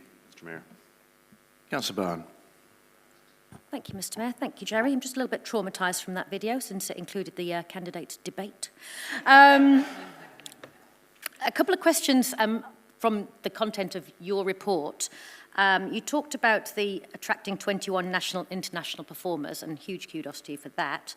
Do you expect that to stay at that kind of level, or was that depressed by COVID? Sorry. John's ready to go. I think there's a couple of things in there. One of the things that we've put huge value on has been the developing relationships with promoters and that. When push comes to shove, we are, in its simplest forms, a venue for hire. But because of the skill set that Jerry's brought to it largely, the relationships that we've been able to develop with a certain group of promoters in particular, the evidence is there that they're starting to come back to us. And that's having a further spread in the city as well, where if it's a big show they're bringing here, they're going to the Regent, and that's great. If it's smaller audience numbers, they're coming with us. And 2 or 3 of those promoters in particular, when they're first putting tours together, we're one of the first places they're talking to. And so I would expect that to grow, but the trade-off for them is capacity. I mean, we're already well booked through to, halfway through next year. With the resurrection a bit of the Manawatu Theatre Society, they're talking about 3 shows next year. So that locks the theatre out for quite a bit of time. But that can be juggled. But the short answer to that, yes, we would expect to see that grow. I also sense out there that there is more of a willingness and an eagerness of performers to get out and perform. It's been all this online stuff, but for them to get in front of an audience again, there's a certain enthusiasm for that. I'd expect it to grow. Okay. Just to follow on from that, I'll use Plus One as a perfect example. They brought Mel Parsons to the Globe Theatre. It was a great show, but they're also bringing the Proclaimers to the Regent, because they know they're going to need more than 194 seats for the Proclaimers. So I work very closely with Kurt, and in fact, I'm forever emailing him with ideas and bands from overseas. We're normally we have about a month off around December, January. This time around it's probably going to be about 2.5 weeks because we're going to be back in on, we've got a show on January 12th this year, a music show. And for the first 3 months of the year, we have 9 musical shows booked in, of which 5 are from overseas. So pre-COVID, we had a lot of the Canadian, North American, European groups were touring in their winter. So they were over here kind of December, January, February, fitting in with the Auckland Folk Festival, that type of thing. They're now back. So 5 of these people are coming from Canada at the moment, and 1 from the UK. So they're ready, and there's more coming in. So as John said, this is the balancing act that we have now. So it's wonderful that we have these guys, coming back. Thank you. And the other question I wanted to ask was about, you talk about the ratio, I think, of between people on stage or involved in the production versus people attending the production. And, Jerry, we've talked about this before, about Fill the Globe is about getting an audience. So how are you focusing ahead on audience development? Well, one of the things we're doing is just why we entered the Manawatu Business Awards and why we're putting ourselves up for the small venue of the year is to just grow our profile. That's hence why this promotional video was brought out. It's still in a bit of a draft. Every time I get it, I go back and I go, can you change this, can you change that? So once we kind of get it tidied up, then we will look at doing some sort of a promotion online. We are very active online, social media, Facebook, Instagram. We have our new website, which I had hoped to have launched in October, but just due to just things that happened, it's just going to be a little bit later. We've noticed with our newsletter that while we still experience people unsubscribing every week, which is natural, we're actually hitting about 30-35% of what we recognize as opens. So that's actually somebody actually looking at our newsletter. So that's above the average that MailChimp says we should be having. So we're very pleased with that. So far this year, over the 3 months of this year, I've engaged a lot more with our audience members for feedback. It is still very hard to get people to fill out a survey. And I know that myself. I've had 4 surveys come in over the last week that I just can't be bothered. So we try and make it as simple as we can. Word of mouth, like people, I know from standing outside my office when people are leaving the show that they've had a good time. You can see it on their faces. You can go backstage. You can see how happy the performers are. Everybody's having a great time. So we just need people to kind of tell a friend. Yeah. It's the usual story. If you enjoy the show, bring mum, bring dad, bring your husband, bring whatever. Just bring more people. It's an ongoing problem that I think every business has. If you enjoy a restaurant and a meal, you tell your friends, come back again, So, and we, as I've said before, Palmerston North is a hotbed of events.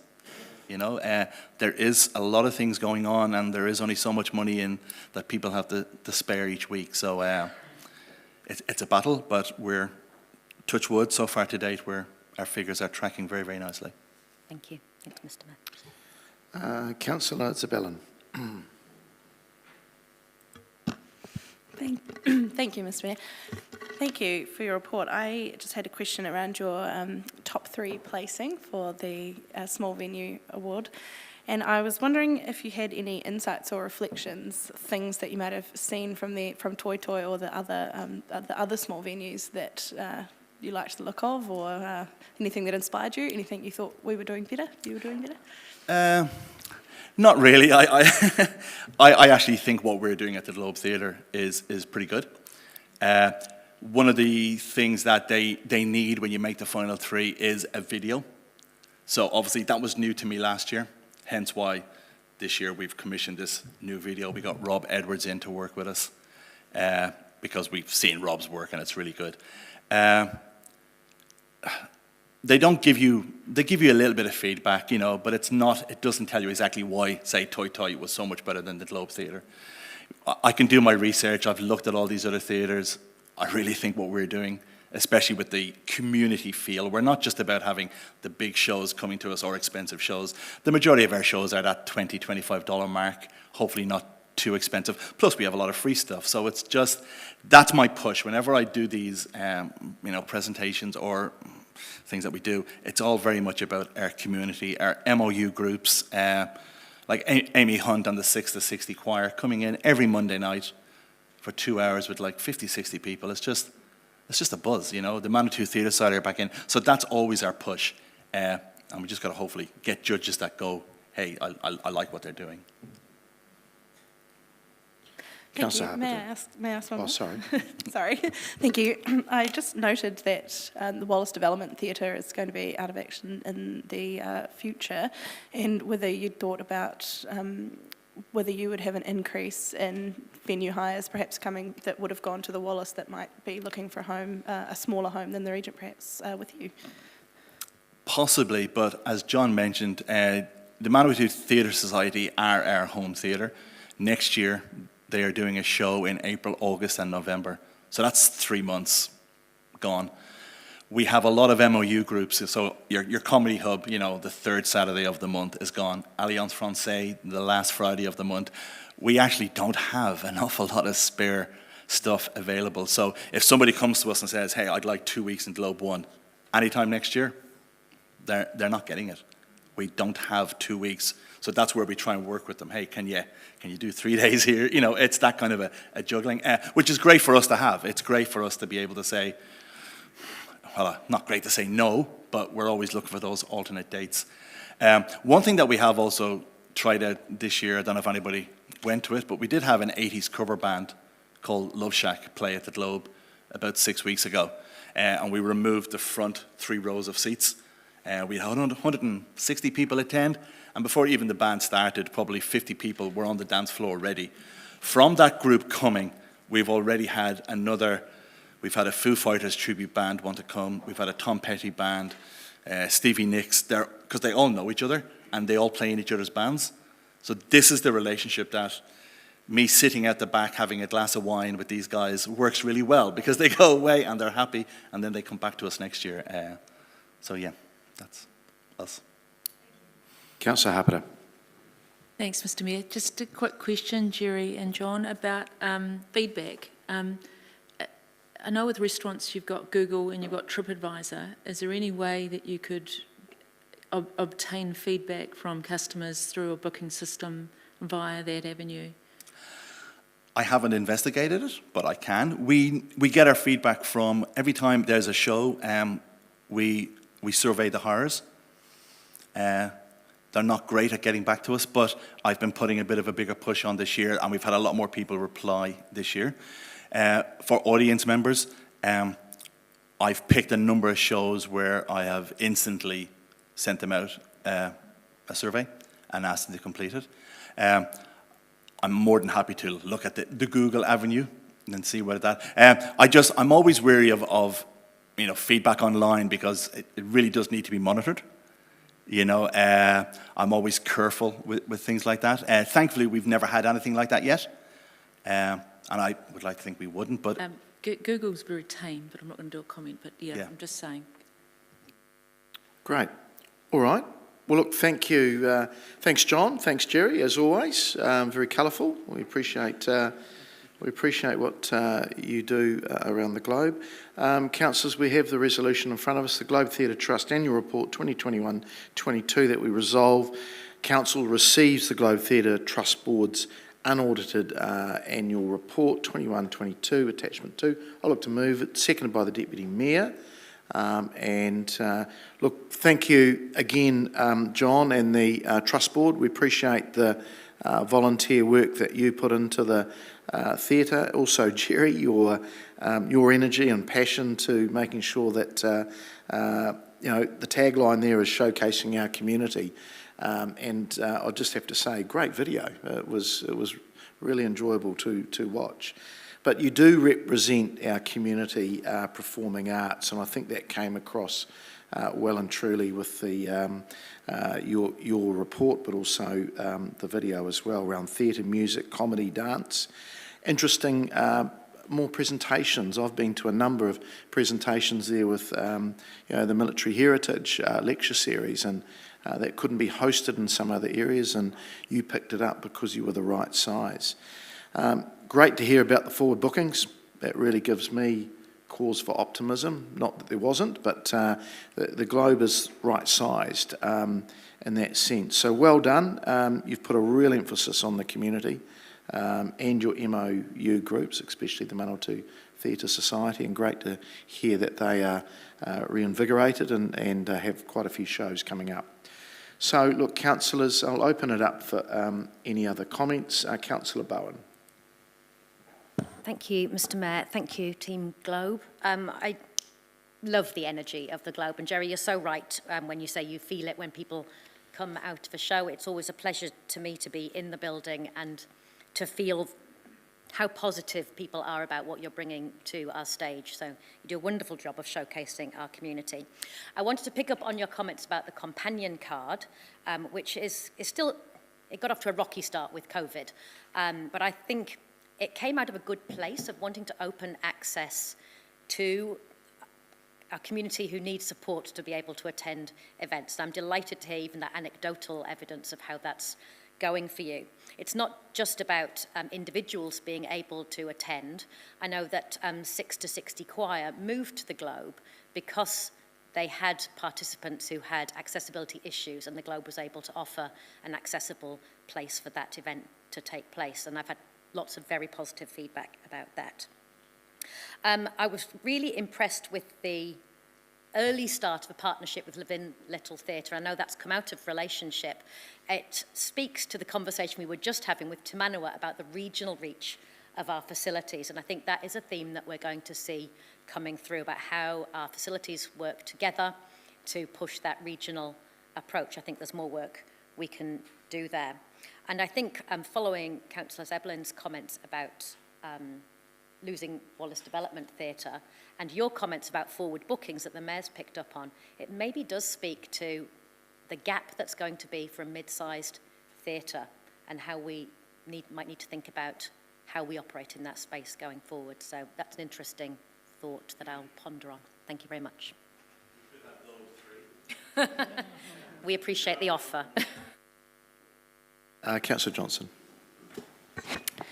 Thanks, Mr. Mayor. And I just wanted to offer some short words of congratulations to the Globe, because I think when we look at the performance measures, the fact that the number of performances was near enough what was predicted, despite the restrictions of COVID, different levels of traffic lights and lockdown and so on, I think is really quite commendable. So number of performance, annual target was 220, but the actual performance was 207.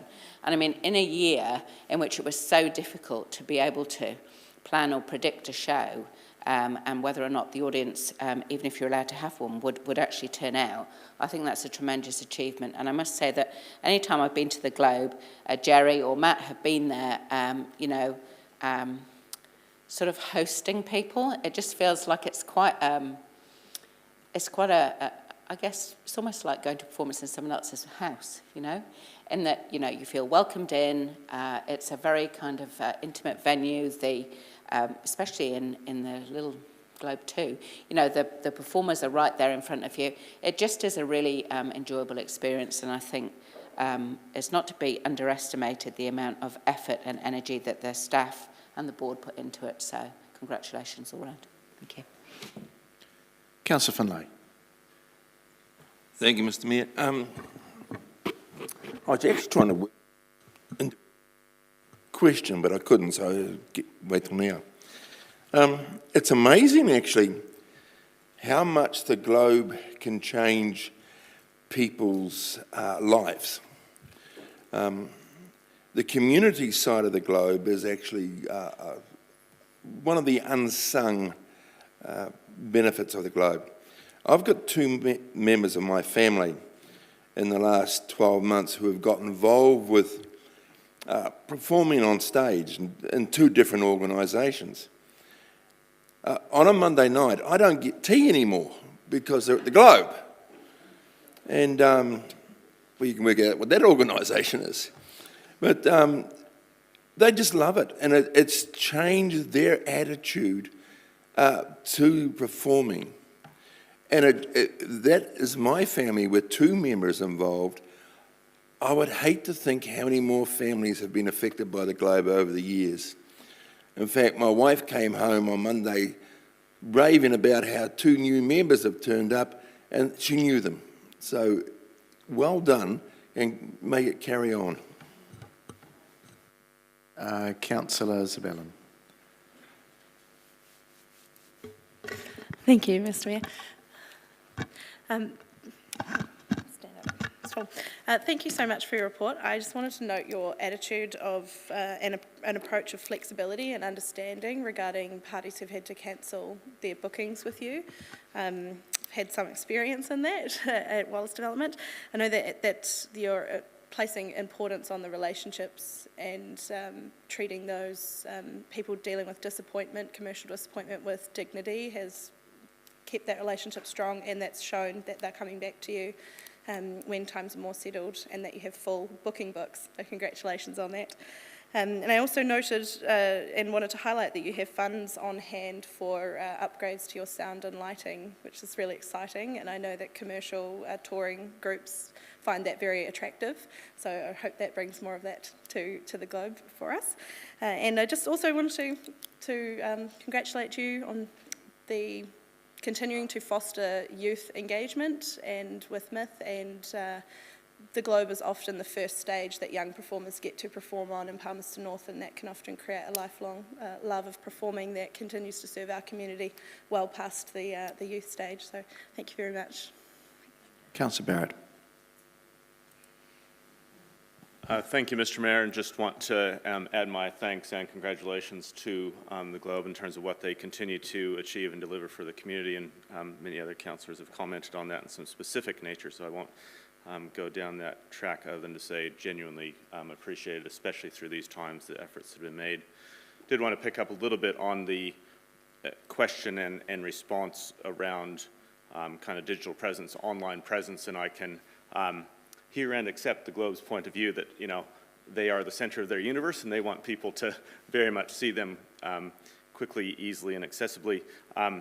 Within the kind of ecosystem of what makes it all work, you also have people in the community, and they are the center of their universe, and we want to make sure that as a council we think about making sure that there's systems available in this community that an individual looking for entertainment options doesn't need to drop into too many individual spaces to fully explore those opportunities. It is always a bit tricky to get collaborative and concise online digital presence around what's on in the community and where those entertainment options might be, but it's something that I'd like to see us keeping front of mind as we make sure that the community side is very well served in terms of understanding the great range of opportunities that sit within not only the Globe Theatre but other venues that are council controlled and beyond within the city. Thank you, councillors. And look, just to wrap up, Councillor Bowen touched on regional theatre, and I think when you look at community theatre around our wider region, whether it be Foxton, Levin, Fielding, Pahetua, Dannyverg, and the several theatre companies within Palmerston North, the Globe and the Regent come to mind as facilities, theatre facilities which the city provides, it does beg the question, where's the wider region in this space? But look, thank you again to the Globe, and appreciate the good work you've done. So councillors, we've got the resolution in front of us. If we could vote, please.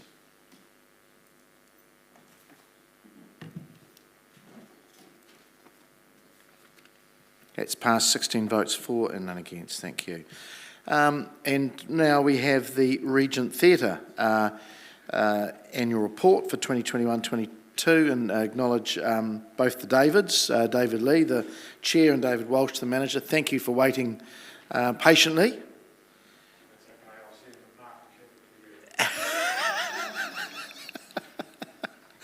Look, appreciate you coming along, and gentlemen, floor is yours. Thank you, Mr. Mayor, and first of all, congratulations and welcome back. It's nice to see that the electorate chose wisely. Also, welcome to all of the existing councillors, welcome back, and to the new councillors in particular, welcome. The Regent has always had a very good cooperation between the board and the council, and we expect that to continue. And I'm sure that the new councillors will very quickly learn just how important the region is to this city. In particular, Katie comes from a family with a great history in theatre, and also happens to be my niece. So I'm expecting at least one vote round the table when we come perhaps begging for more money. But of course she'll have to handle the conflict of interest there. We have turned a corner. It's as simple as that. We've turned a big corner and we are smiling.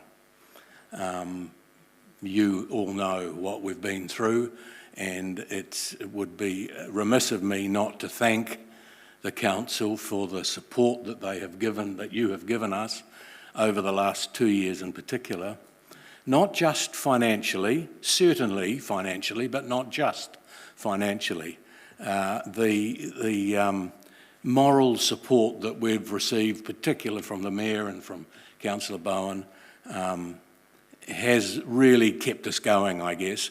It's been a pretty dismal couple of years for us. But we're through it, we're confident we're through it, and I would now like to pass over to David to tell you just how we're through it and how high this new ball is going to bounce. Thank you, David. Good morning, Mr Mayor and councillors both old and new. I didn't say old and young, did I? I said old and new. Right. I'm pleased to present our 12-month report for the region on Broadway. Unfortunately, the C word features a lot. COVID, closed, confusion, committed, and then comeback. COVID, we all understand the impact that what this has had on our year. We only operated 17 weeks without any restrictions. Closed. Although the doors were closed for a major part of the year, we continued to be at work. We continued to talk with promoters and users of the venue. We changed dates. We changed dates again. We changed dates again. And we transferred and refunded tickets. So in other words, we're still trying to make it happen. Confusion, operating under a government-enforced system, only limited numbers permitted within our facility, not knowing when these restrictions would ease, what the regulations were, what was compulsory and what was only recommended. There was confusion out there. It was not just on the region on Broadway, but the arts sector, which is our industry, suffering nationwide. While businesses were allowed to operate, and even having outdoor venues operating, the poor old theatres had tighter restrictions placed on them, which absolutely impacted on our ability to perform. Committed. When the green light was given, almost all of our volunteers, the Friends of the Regent, returned en masse back to work. They were keen to return to the theatre, thus showing the commitment and dedication that they have, and that COVID had not impacted on their keenness and ability to work. Comeback. We have now returned, and the industry is back on track, and we are currently showing a positive result. Our current budget, which was created during our dark times, will now have the possibility of needing to be reviewed if our current success rate of usage continues. Schools, touring shows, dance competitions are now all back gracing our stage as we are enjoying a new normal. Last year we targeted 69,000 admissions. We only achieved 28,000. Just to give you a comparison, we have already achieved 28,000 admissions during the first 3 months of this financial year. We only had 95 hires of the main auditorium last year, whereas we've had 89 during the first 4 months this year. So you can see from the attached report that we didn't meet the majority of our targets. However, we are currently in an excellent position of achieving and hopefully exceeding this year's targets. This week alone, we've had 5 different national touring shows on 5 consecutive days. So this year's report doesn't make exciting reading, but I bet you now can't wait for next year's report. Thank you. Happy to take questions. Yeah, thank you, David. That's finished on a great note. So look, I'll take any questions. There being none. Okay, Councillor Bowen, yes, you jumped in. Councillor Bowen. Thank you, Mr. Mayor. Just noting the report from the Friends of the Regent is also included in your report, and that's also very positive, despite all of the ups and downs. I'm going to seek a comment really on the future support of the Friends of the Regent. How do you see that going forward? Interesting. Friends is a huge asset, but it's an ageing asset, unfortunately, and we recognise that. We're talking with them very carefully. We recognise that they need to refresh their membership. They recognise that now as well. There's a lot of work to be done. In the meantime, they carry on. The oldies keep turning up. They're reliable, if nothing else. But we acknowledge that that could be an issue in the future, and it's something that we have recognised, and already David has spoken to them in an official capacity. Councillor Barrett. Thank you, Mr. Mayor, and thank you to the Davids. Just for sake of completeness, noting that your report also indicated some website redevelopment activity and just kind of what consideration had been given not only to your individual website, but potential collaborative opportunities for the wider community. Yeah, it's something that we haven't considered, is what Jerry said, but we get people now turning up at the theatre who have tickets for the Wallace Development Theatre, who have tickets for the Globe Theatre. And by keeping us separate, I mean, we don't want to confuse the public, and this is just my thoughts at this stage, and that's why we haven't progressed it. We don't want to confuse the public. We have our own dedicated website where people can go to book tickets for our shows. With regard to word of mouth from the shows, so people want to come back to the Regent, we're noticing more and more shows now on stage where they're permitting people to take photos and to share them with the show itself, like the Johnny Cash show we had on Monday night. And that's when all the comments come, where it's go to the Regent, we're at the Regent last night, and they put up photos of the Regent, here are us on stage. So we're sort of being individual to help with our success, I suppose. Great. Yeah, I support what Jerry said. We are two different venues.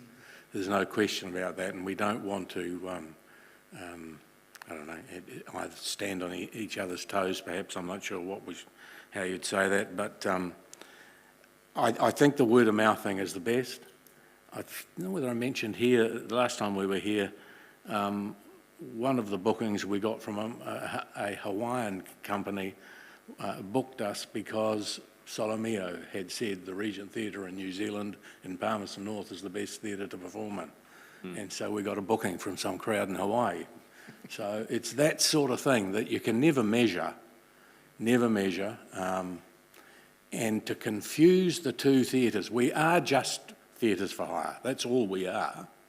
In, when you get down to the nitty-gritty, and to confuse the two, I'm not sure. I sympathise with what you're saying. I understand what you're saying, and we are moving into a new marketing era ourselves, and it will be considered, but I'm not sure how much we can do together. Well, thank you both for weighing in with your views on that, Mr. Mayor. Great, thank you, councillors. Thank you, David. Councillors, we have the resolution in front of us that the Regent Theatre Trust Annual Report 2021-22 we resolve that, and that Council receives the Trust Board's unaudited Annual Report 21-22 Attachment 2.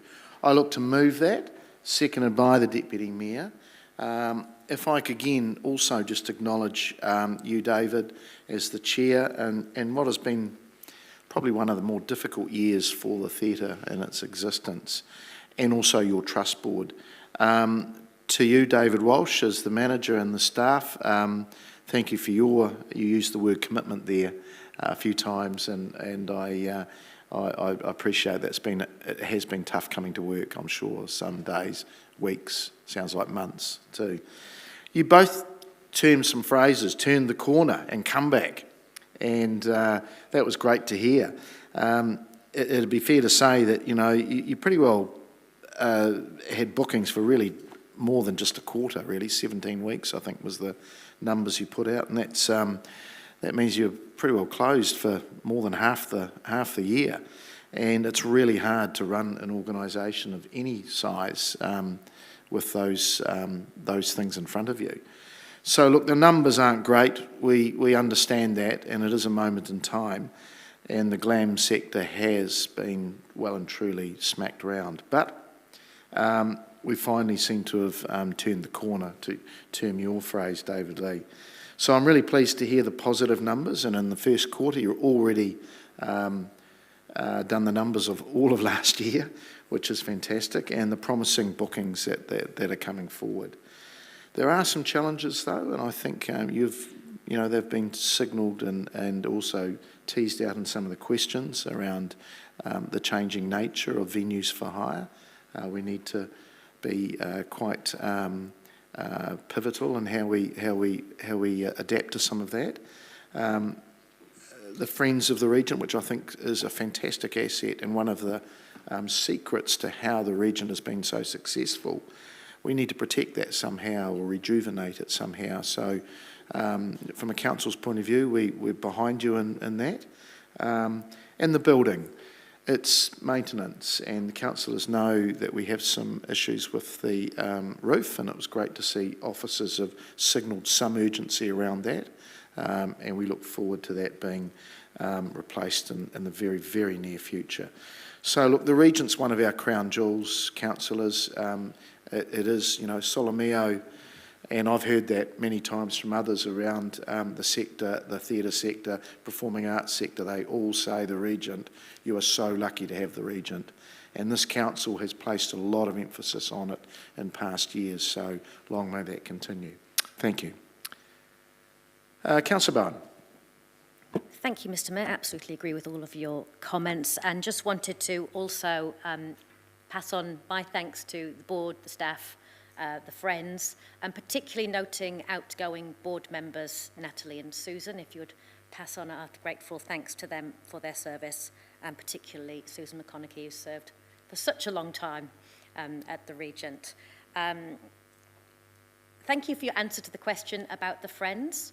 I recognise this is really sensitive space that we're stepping into. The Mayor's absolutely correct to recognise the value of that relationship over the years to our community and to how the Regent operates. I suppose it's always that challenge, isn't it? Just because something has served us well doesn't mean we should be afraid to look at what that service might look like in the future. And I certainly look forward to the Friends continuing, whatever that does look like, as we serve a very full and active theatre.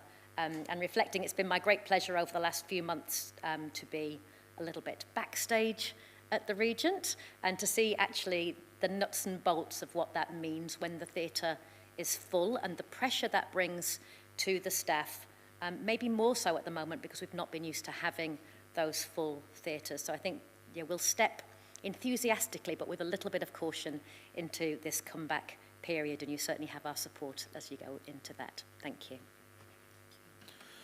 Councillor Happerter. Thanks, Mr. Mayor. I just want to say thank you to David and David.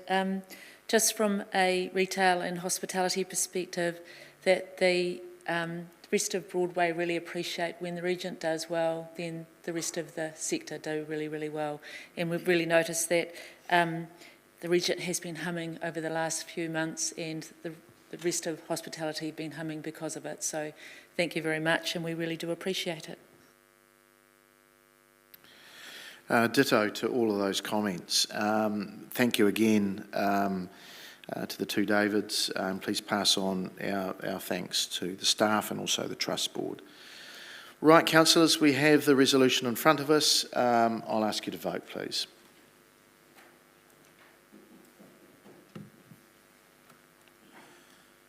And that has passed 16 votes for and none against. Thank you. All right. Councillors, we're going to bring number 12 up into the next order of business on our agenda, and I invite the Palmerston North Airport Company to the table, and this is around their annual report for 12 months ended June 2022. And a welcome to Board Member Shelley Mitchell-Jenkins, to David Lanham, the CEO, and to our Finance Manager, Steve Patterson. Mr Mayor, councillors, I thought it might be appropriate for me just to paint a very, very brief picture about some things to do with the background to the company for the benefit of those that are new to the Chamber. Many years ago, when I first joined the council, the airport was a division of the council itself, run as a joint venture with the Crown. In the early 90s, it was formed into a company was formed, Palmerston North Airport Limited. That company had shareholders, the council and the Crown. The company needed lots of capital to do development that included the building of the terminal and the like at the time, and the Crown weren't prepared to provide investment. So each time the company issued more shares, the council picked up the Crown's allocation as well. So the council progressively became a larger and larger shareholder in the company. The Crown ultimately sold their shareholding, the small one that was left, to a private individual, and for several years it operated in that form. It became difficult for the council and that private individual to have common objectives for running the airport, and in the end the council decided it would make an offer to them to purchase their shares and to become the 100% shareholder. So the council funded the joint venture sold the business to the company. The company funded that by from the shares from the council and the Crown at the time, and from some borrowings. The council has asked the company, in terms of the statements of intent that have been there, to run the business on our behalf since then, and to reinvest the profits into development and the like, and challenged them to run it in a commercial way. The council had set the company up in a way that it thought was appropriate in terms of the mix of capital and borrowings that there were at the time, and also sought dividends from the company. Of course, in the last couple of years, in the environment that we've struck, we've had to revise our expectations about what can be delivered in the form of dividends, and to talk with the company about how development will be funded. So last year, the company presented to the council a statement of intent about giving its best estimations of how things would go in the uncertain environment that they faced. And now we've got the report on that, and perhaps a very, very quick view as well of how they're going right now, given that that's what you've just had from some of the other CCOs as well. But the key difference, I guess, between the airport company and the other CCOs is that it is a company. It's run, it has obligations under the Companies Act and the like, in terms of the way the directors perform and their obligations. And so there is a slight difference there. The company owns the business, owns the land, and so the council owns the shares. So I think it would be appropriate then for Shelley and David to give us an update. They've got a presentation. Thank you, Steve. Shelley. Tēnā koutou katoa. Firstly, just congratulations to all of new and returning councillors, and to you, Mr Mayor, on returning to the seat there in front of us. And thanks, Steve, for that introduction. It's quite good to have that history, even for myself, because I'm reasonably new to the board as well, just being appointed this year in June and Chair of the Risk and Audit Committee. Send our apologies from the Chair, Murray Georgiel, who's away at the moment, so I'm stepping in for him today. So I'm pleased to be here to present the annual report for the Palmerston North Airport alongside our Chief Executive, David Lanham, who's been at the airport for a number of years, so you're probably familiar with him and he's spoken to you a number of times.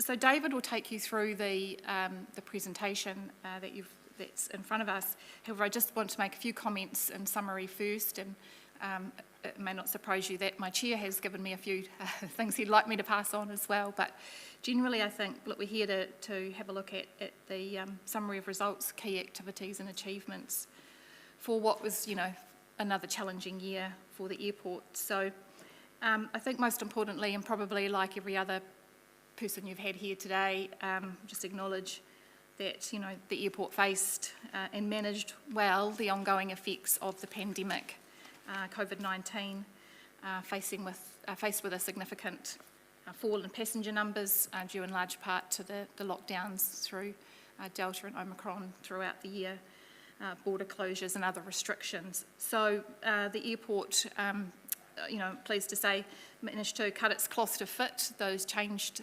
circumstances.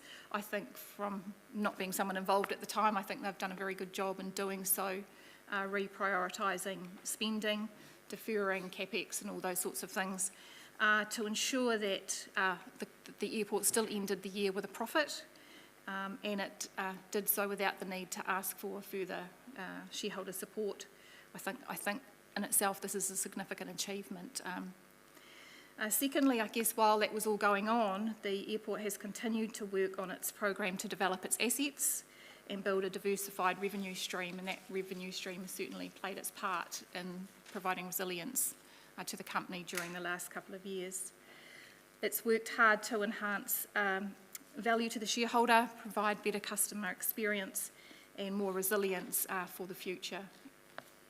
And in preparation for that future development and the new terminal project, many of you will be aware that the company worked alongside PNCC to secure a funding line through the local government funding agency, which will help secure the funding for some of those large developments coming up.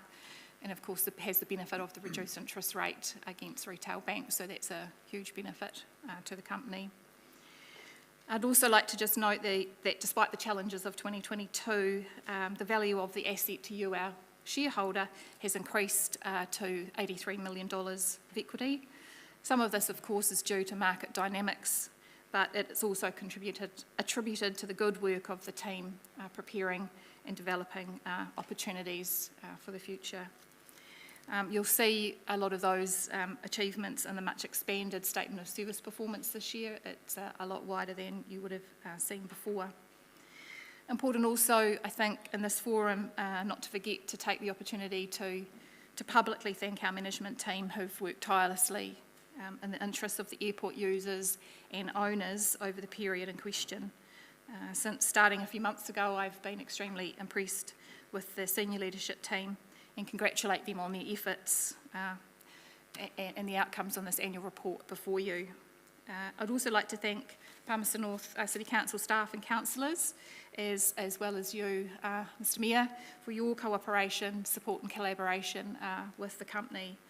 I think this kind of working relationship that we have together is a huge part of the success of the business and the success of the region. And I think in my interview, we talked about the strategic importance of the airport to this region. So, a good working relationship between us and yourselves is hugely important to the success of both. So I'll pass over to David.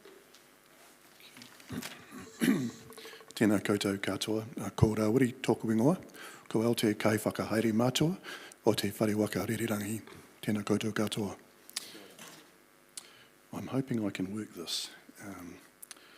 Really, Shelley's basically said it all, but look, we did experience a 20-year low in passenger numbers, so not since 2002 have we had around the 300,000 passenger mark, so quite a significant drop versus what we were budgeting at 480,000. But as Shelley alluded to, we really did focus on some key aspects of the business. We maintained our health and safety focus, our focus on critical airside assets, and our sustainability focus. Capital spend was constrained. I think we had something like a budget of 10 million and we spent about 4 million, so we really tried to preserve cash.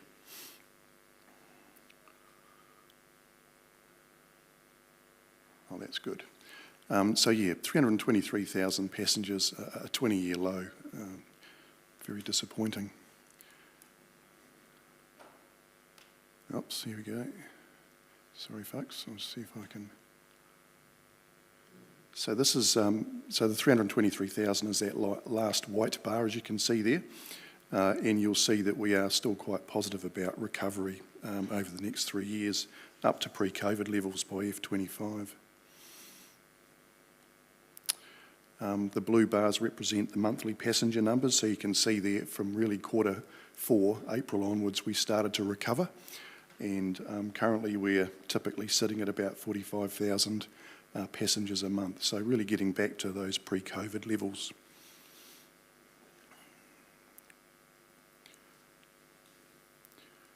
In terms of achievements for the year, we completed a review of our customer profiles, so we basically split our customer base into a range of groups to better understand their own individual needs, and we hope to start executing on those findings now that we're a little bit more confident with the recovery. We removed our gas-fired boiler and continued our HVAC upgrade. We went some way towards improving the forecourt, although we recognise there's a lot more to be done out the front of the terminal. You'll all be pleased to note that the escalator was finally replaced, and you'll see there a picture of it being towed through the terminal at about 1 a.m. one morning into its location. We are continuing to finalise our terminal redevelopment plans, but we are facing significant cost escalation issues, so we're yet to resolve or settle on a design and a cost. Thankfully, in terms of our customer experience, we did achieve our SOI target of a Net Promoter Score of 30. In terms of compliance, zero lost time injuries, we continue to maintain our Civil Aviation Part 139 requirements. We reconstructed the ends of 2 runway ends, which both were end of life, so that was considered a critical piece of CapEx during the year. We were very successful with our first external audit of our safety management system, and a safety culture survey across the aerodrome provided a score of 87% versus an industry benchmark of 72, which we're very, very proud of. And we also insourced the rescue fire team. It was previously a third-party contractor. In terms of community engagement, look, it was quite modest, as you'd appreciate, as we did try to preserve cash. But we have a few core businesses that we like to focus on and support as much as we can. Just Silt shown there, and of course our sponsorship of Fly Palmy Arena.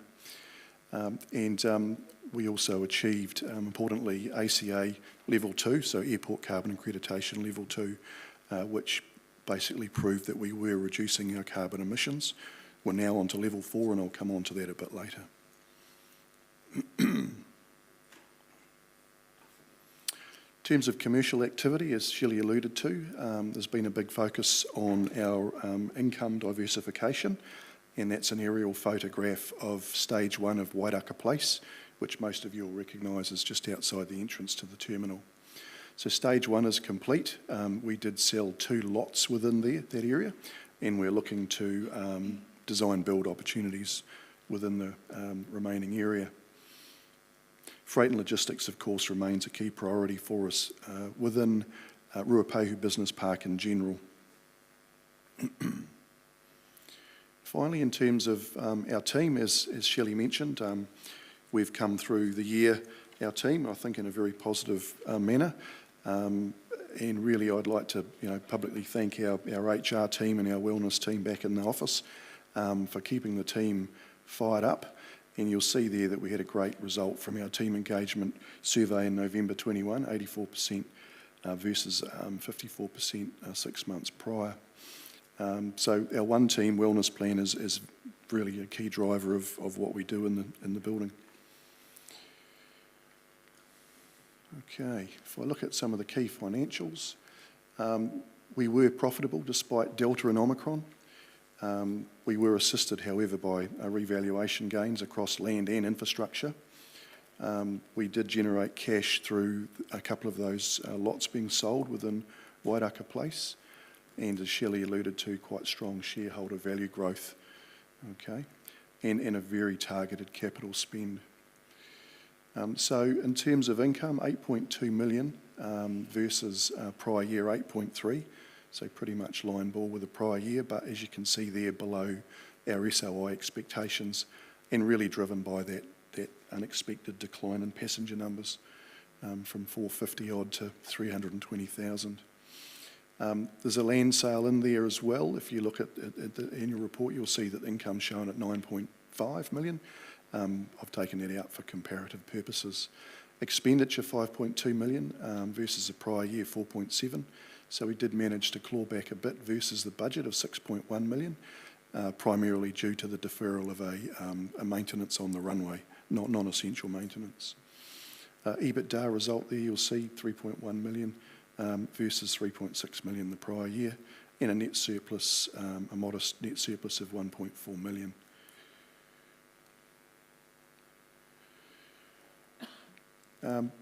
So 4.8 million, I think, was spent on CapEx, as I alluded to earlier. So the big ticket items really were additional spend on stage 1 of Wairaka Place, and also what we call Zone H, which is where Waitomo and CleanCo are situated on Setters Line at the airport.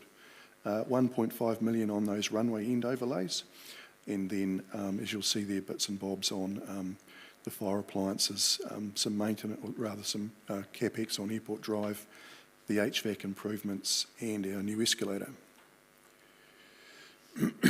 So revaluation gain, as Shelley alluded to, 13.4 million, so taking shareholder equity to 83 million.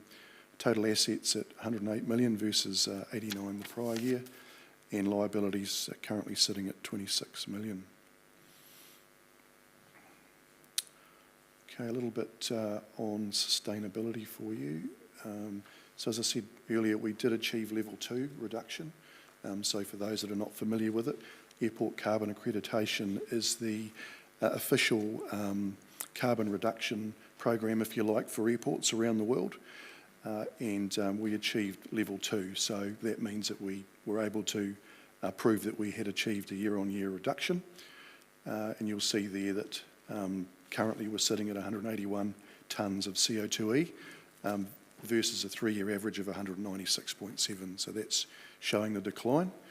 We're not resting on our laurels. There's a lot more to do in our business, and we're continuing on that journey. We also achieved a 69% diversion of waste to landfill, which went out to the Awapuni Recycle Centre. In terms of our CO2es, you'll see there the splits. 69% of all scope 1 and 2 is natural gas and electricity. Natural gas, a lot of that was obviously to do with the boiler, which has now been switched off. So we're going to see a significant drop in scope 1 emissions in the new year once that's replaced with electricity. Where to from here in terms of sustainability? As I said, the gas boiler's been switched off. We think that's worth about a 16% reduction. We are going to also look at replacing LPG in the CAF with electricity. And we're also looking at renewable energy certificates. But we would rather, first of all, try and find more efficient ways to reduce electricity consumption before we start looking at those. We're now heading for level 4, so we've bypassed level 3. So level 4 involves engaging with a stakeholder at the airport who has a material level of emissions, It's unlikely to be Air New Zealand, but it'll be someone like Field Air or the Cafe, where we can genuinely help them on their journey to reduce their emissions. I think there's only one other airport in New Zealand that's achieved level 4, that's Christchurch, so if we achieve it, it'll be quite exciting. We're also looking at replacing our 2 vehicles with electric, and we'll be turning our minds to green building initiatives once we look at the terminal redevelopment design and also some of the buildings within Wairaka Place and Ruapehu Business Park. Last week we were awarded Qualmark Gold, which was very exciting for us. A lot of work from the team. So that recognises our excellence across a number of categories, including sustainability, how we look after our people, our business planning, etc. So we're very excited to achieve that.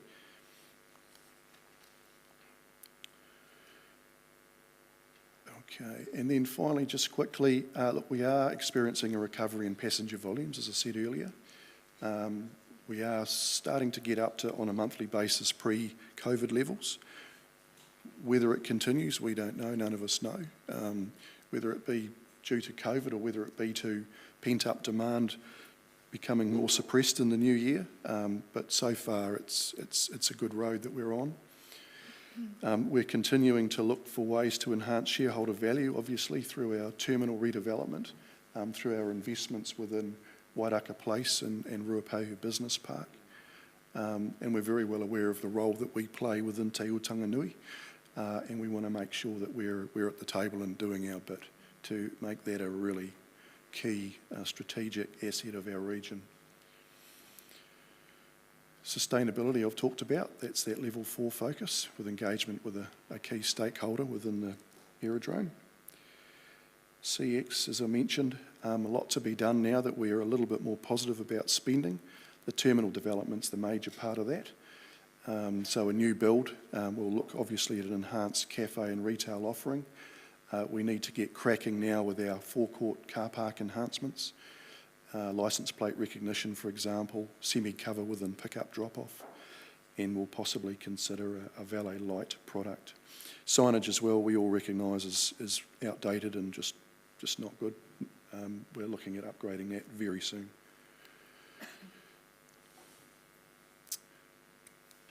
And then, yeah, as mentioned, PAX numbers are looking like possibly tipping just over 500,000 versus a budget, I think, of about 470 odd. So, so far so good. Revenue, if it keeps going, will obviously pass SOI target of 9.9 million.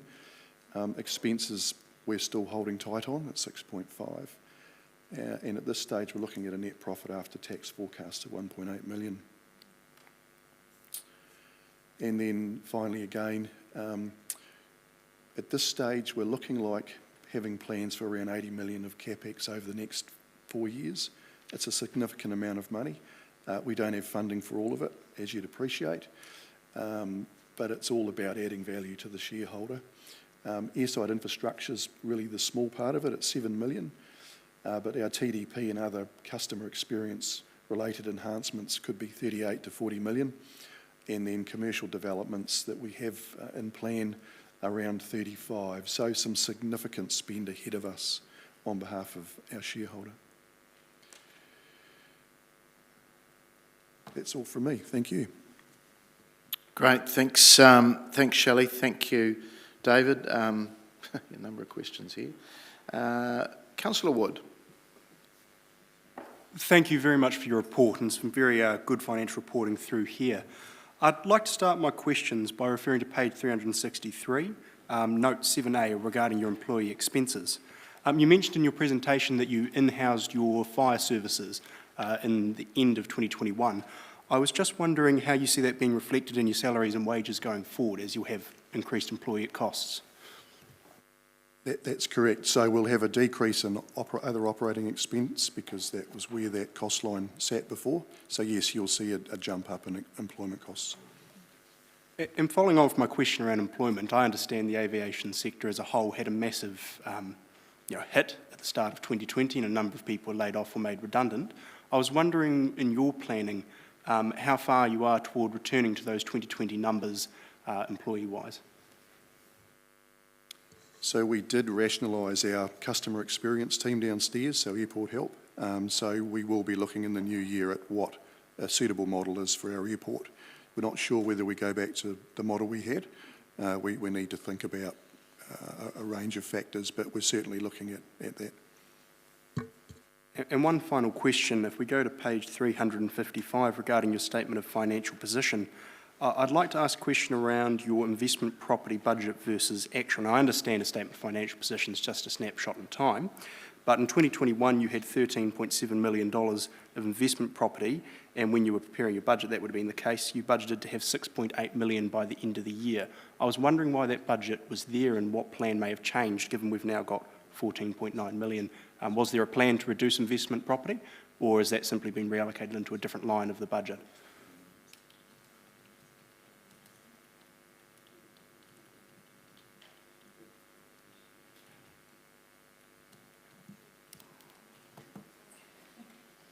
There's been a couple of deferrals of land sales that may have impacted there, but not exactly sure. Thank you very much. Thank you, Mr. Mayor. Councillor Harpiter. Thanks, Mr. Mayor. Thank you, David and Shelley. My question probably follows on a little bit along the lines of the Ruapehu Business Park. You've had, probably for the last year, we've probably seen it sitting kind of vacant. I mean, we've had one sale and we probably haven't seen a lot of go forward with it. So I probably wonder if we could see some kind of sales plan going forward as overall governors of the airport. Just wanting to know when we're going to see some more action from a sales point of view to see sort of basically some more sales. So we're not, Councillor, we're not focusing on sales now. We elected to sell a couple of lots to fund the upgrade of Airport Drive from McGregor to the roundabout. So our focus now is on design, build and lease back. And we have progressed there. We have Waitomo on site, and Haidinga, I think June next year will be open next to them. And we also have a 6,000 metre warehouse that's currently in planning stage in another zone. So while we're not necessarily seeing things happen at Wairaka Place, on the east side of Airport Drive, we're seeing quite a lot of demand. Okay, so you're confident that we've got the right place and everything's going well there? We are, yes. Bearing in mind, you know, where we've been and where we are now, we're confident there's some significant interest, particularly in warehousing. Okay, thank you. Councillor Hancock. Yeah, thanks, Mr. Mayor, and thank you very much for coming in today and just talking this through with us. And I think you've probably you've already touched on a number of things which I think I really want to talk about. But it's just around those passenger numbers. I think you said there's where we're looking at about 45,000 per month, which extrapolates to 540,000 passengers a year. So I just wondered if we could just get some more context around the risks to that projection and perhaps any controllable risks that we might have going forward. Thank you. So really it's predicated on what Air NZ activity is, of course. So we have around 10 or 11 frequencies a day to Auckland and 4 to 5 to Christchurch. That's the key driver of those passenger volumes. So really what will happen to demand, we don't know. As I alluded to, who knows with COVID, but is there some pent-up demand for leisure that we're seeing now? And is that going to come off in the new year? We're not sure yet. So it is an uncertainty. And as you know, I alluded to with our budget for FY22, we were picking 380,000, or sorry, 450, and we got 320. So there's still significant uncertainty and very difficult for us to get a handle on how it might pan out. But I guess the good news is load factors are very high at the moment, and Air NZ are very positive about the next 6 months when we see our forward schedule. No, that's right. I'm sorry, and just to add, as Shelley mentioned, other regions have lost services recently. We've been very fortunate. Air NZ have maintained the level of capacity that was planned. Great, that was my next question. Thanks, Mr. Mayor. Councillor Barrett. Thank you, Mr. Mayor, and thank you, Shelley and David And actually, thanks Steve as well. That good history lesson there reminds us just how long it's been that government hasn't been funding things. But I do have questions. Thanks for sharing the substantial progress in the sustainability space. What plans do you have to share that journey with the wider community? Well, in terms of through social media, we do have some of it out there. We do need to shout a bit more about it, but I'd like to get a bit further along with level 4 and engage with a stakeholder so we can start talking about what we're doing with them. The boiler, definitely, I think that's a major prize. So yeah, we could probably do a little bit more right now, but I prefer to wait a little bit longer until we have that stakeholder online with us and we can talk about what we're doing together. Great, thank you. Mr. Mayor. Councillor Bowen. Thank you, Mr. Mayor. I just wanted to ask about the shareholder dividend, please. Can we have one? We are getting one. We're just investing it in the company. I guess that's probably the answer. I guess there's a different way of measuring dividends, isn't there? And in the last few years, the agreement has been to support the business by way of not drawing on it while it's needed cash, through the difficult time. We're entering into a different time now where we are making significant investment into the business, and I guess that flows out, as we see it, as David mentioned, into the shareholder value. So I guess I would say the dividend to PNCC at the moment is the increased investment, the increased shareholder value, the customer experience, and the gateway that the airport provides for the region. So I'm sure that may come up again through the SOI process, but I'd expect so. Thank you. Councillor Naylor. Thank you. I think my question might be for you, Steve. Thank you for that background. That was really interesting. In terms of when council borrowed to purchase the airport, is any of our current debt still attributed to those borrowings? Yes, the original sum that we borrowed is still held and attributable to it. There's $8.5 million that we've got that's related to that. Thank you. And also further to Councillor Bowen's question, I see that one of the resolutions that we need to approve today is that no dividend be payable for that year, and I acknowledge that is what was agreed to. What year is the dividend plan to be reinstated in terms of the current plans? At the moment, in terms of the statement of intent, it signals that that's something we'd look at each year, but at the moment the 3-year forecasts don't include a dividend being paid back to the council within that 3-year period. Okay, and I know that came to us a few months back, and that's been confirmed for 3 years, or do we get to re-look at that? Well, it's a 3-year term for the statement of intent, but we do look at that every year, obviously, when that's presented to us, and we'll get that back again after the end of February next year to consider it again. Okay, thank you. And Councillor Zabellan.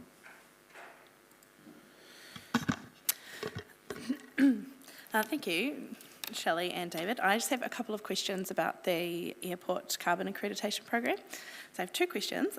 One is, well, firstly, congratulations for achieving level 2 and for aiming for level 4.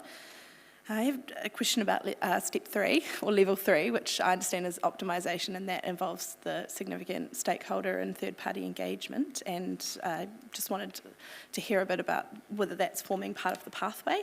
And my second question, you might like to package it together and how you answer it, if you like, is about level 4, which I understand is neutrality and achieved through offsetting. So I was wondering if you're in a position to provide any more detail about offsetting, whether that's a part of the path or whether that's something to watch for down the line. Thank you. Yeah, so we're jumping level 3 and going to level 4. So level 4 is essentially engaging with that stakeholder and helping them to reduce their emissions at the same time we continue to reduce ours. So it's not sort of missing out on the level 3 benefits. In terms of offset, yes, that'll come once we get down to our net zero level. which is our 2035 target. But we're going to get there pretty quick, we think, with what we're doing and with that boiler being switched off.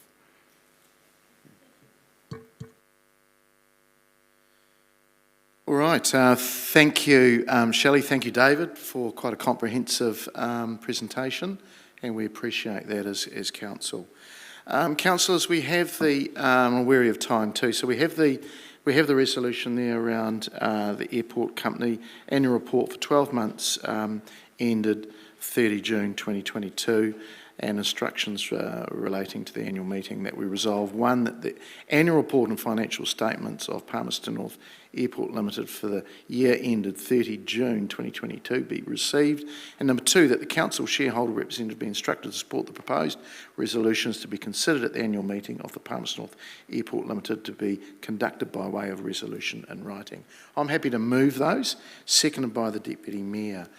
And I'll go to comments, but I'll start off and just thank Shelley, if I could just pass on our thanks from council to you and the board, to David, you and the management team, and the staff on the operational sense at the airport company. Thank you for what has been a pretty difficult time, and I think the numbers reflect that. But it's heartening, like our other CCOs, to see there is some light at the end of the tunnel.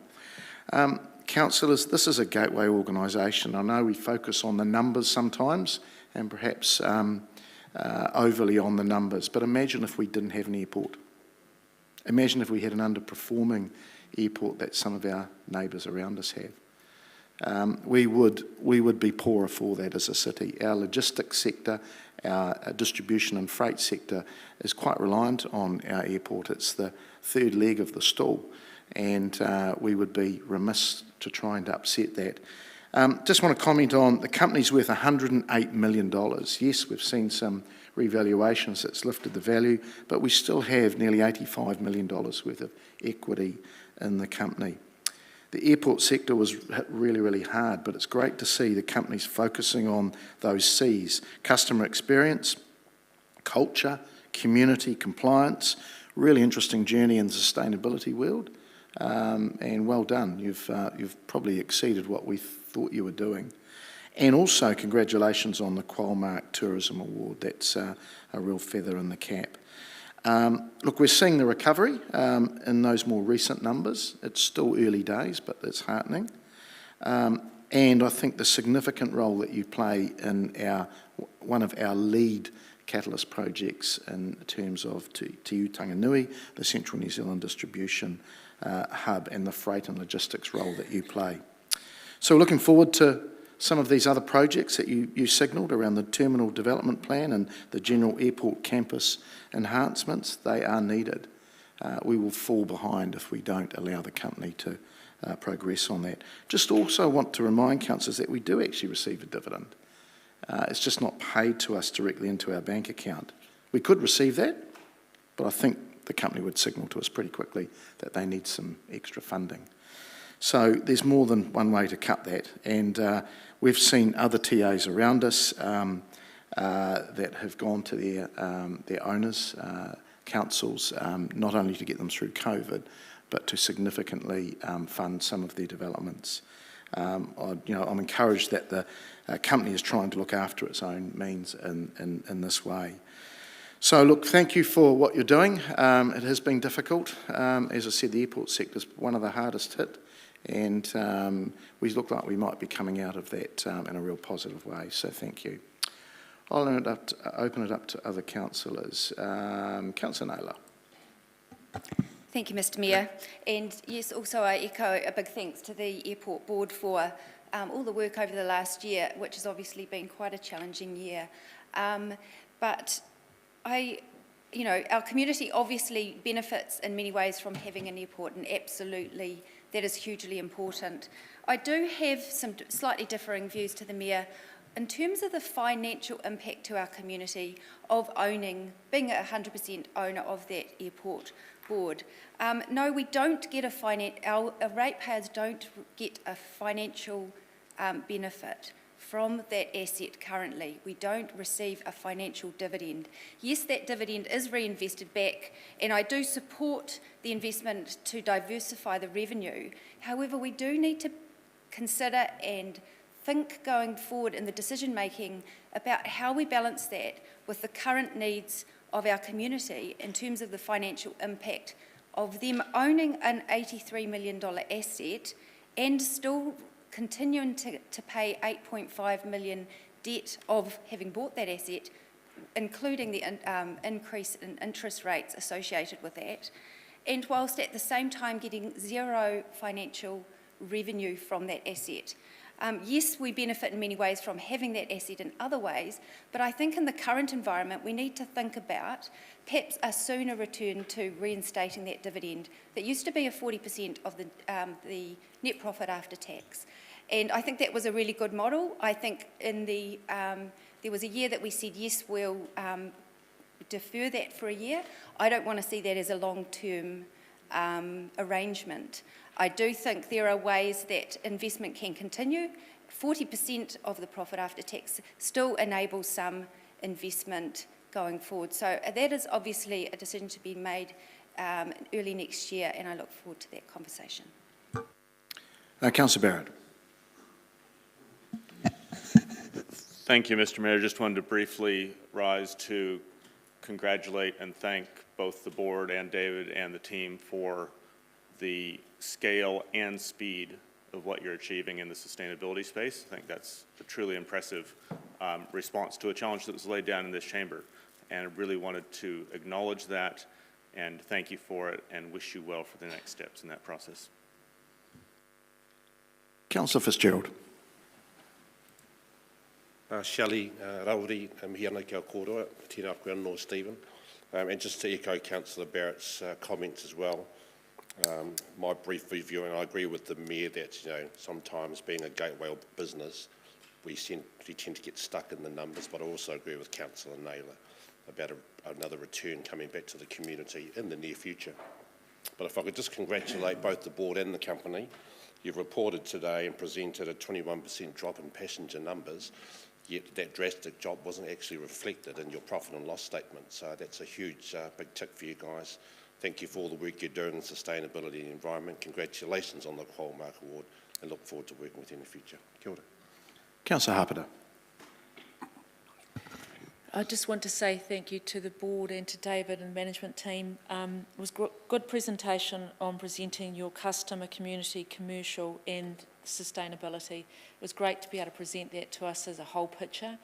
We sometimes don't get that, and it's good to be able to explain it to us in plain English. So well done to giving us that presentation to us, and congratulations on the Qualmark Award. I know being from a hotel and being in that environment, it is very hard to achieve the Qualmark Award, so we did it, and I know it's very hard to get it and keep it, so well done for getting that, and well done for everything that you do for us as a city, for the airport, so thank you. Councillor Wood. Look, thank you very much for the work you do in providing us with a regional airport of such great quality. I just want to build off the comments made by Councillor Naylor. As a new councillor who wasn't involved in that statement of intent in the last year, it does bring me some discomfort to vote in favour of recommending that no dividend is taken for this year. I understand why, and I'm looking forward to reviewing that next year. But my main concern with that, or my main question anyway, having not been at the table, was that decision made as to be a temporary measure to alleviate for COVID, or was it decided as a permanent measure for the board to do their 10-year planning or their 3-year planning on? And that's something I'm sure we'll review next year. Building on that, if we take a dividend, and as the Mayor says, they would then need to come to us with projects or with plans, then that project or plan would be weighed up against the interests of the entire community, not just in the interests of the airport. And I see that as a councillor, I'm certainly not awfully experienced, but our role is to make those decisions about weighing up where we put funds for the best interests of the community. And so given this is not just a $10,000 or $20,000 figure, we're talking hundreds of thousands of dollars, which would make a considerable impact on helping alleviate rates. I certainly am looking forward, as Karen is, to having that discussion early next year. But thank you very much for your report. And thank you very much for the financials. Having read through many of them today, they were very impressive. And I always enjoy reading a well-written corporate report on these kind of things. So thank you. Councillor Dennison. Thank Thank you, Mr Mayor. My only comments centre on using our dividend to reinvest, and I think that I have got a high level of comfort around that. We did debate that at length last term, and understand that the airport have a long-term strategic plan for developing the facility and expanding it. And so rather than having them borrow an additional funds to make that happen, reinvesting our dividend is very sound practice and not extraordinary at all. And so I just really want to restate my comfort level is high on the approach that we're taking, and even for 3 years, if it's reviewed that it could be extended because the works are still underway, I'd understand. It is evident the work that they're putting in around the airport, especially around the front of the terminal with the car parking layout. The facility itself is going to have some major investment put in to reconfigure for security, but also for the functionality of the airport for long-term benefit, and have that potential to meet the regulatory requirements for air travel.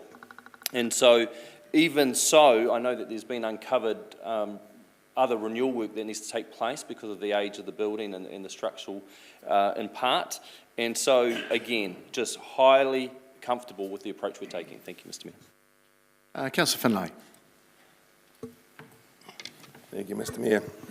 Yeah, I acknowledge that the reinvestment's a good thing, and it's future for looking at the future of the airport for the ratepayers. But the ratepayers also deserve a little bit of rate relief. Our ratepayers are hurting, and if any of the councillors don't know that, they're going to find out very soon. The airport was given the leniency of not having to pay a dividend, but when we have a look at the forecast here for the passenger numbers and everything else over the next 3 years, I think we need to give the airport due notice, really, that we will be expecting a dividend, because that dividend will be used to relieve rates on the ratepayers of the city, who are the investors in the airport. So I will be thinking about a dividend at some stage. All right, thank you, councillors. Look, just on the right of reply, I think I too want the dividend back. We all do. I think that would be unanimous around the table. It's just how it's used, and that's what the debate will be about going forward, whether we reinvest in the airport or we take the cash, and we'll probably have to fund them in some other way. So that's a debate for another day. But look, thank you to the airport again on where you've got to. Some scary numbers there at the start, but you've managed to really recover quite well. So we appreciate that. Councillors, wary of time, so we will look to vote, please.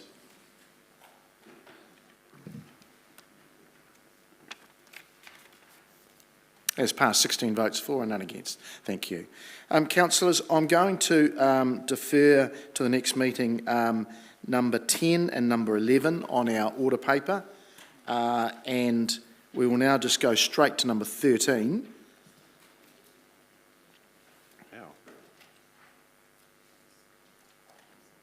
Number 13, which is around the council work schedule. I'm doing this because of the busy schedule we've got this afternoon. This is around council resolving to receive its work schedule dated 9th of November 2022. It's on page 387 of our papers. I look to move that, seconded by the Deputy Mayor. We'll repopulate that as we go, remembering that council is running on a weekly basis now. That gives us some surety of being able to get things back onto schedule quite quickly. The no matters arising, I'll look to vote to that, please.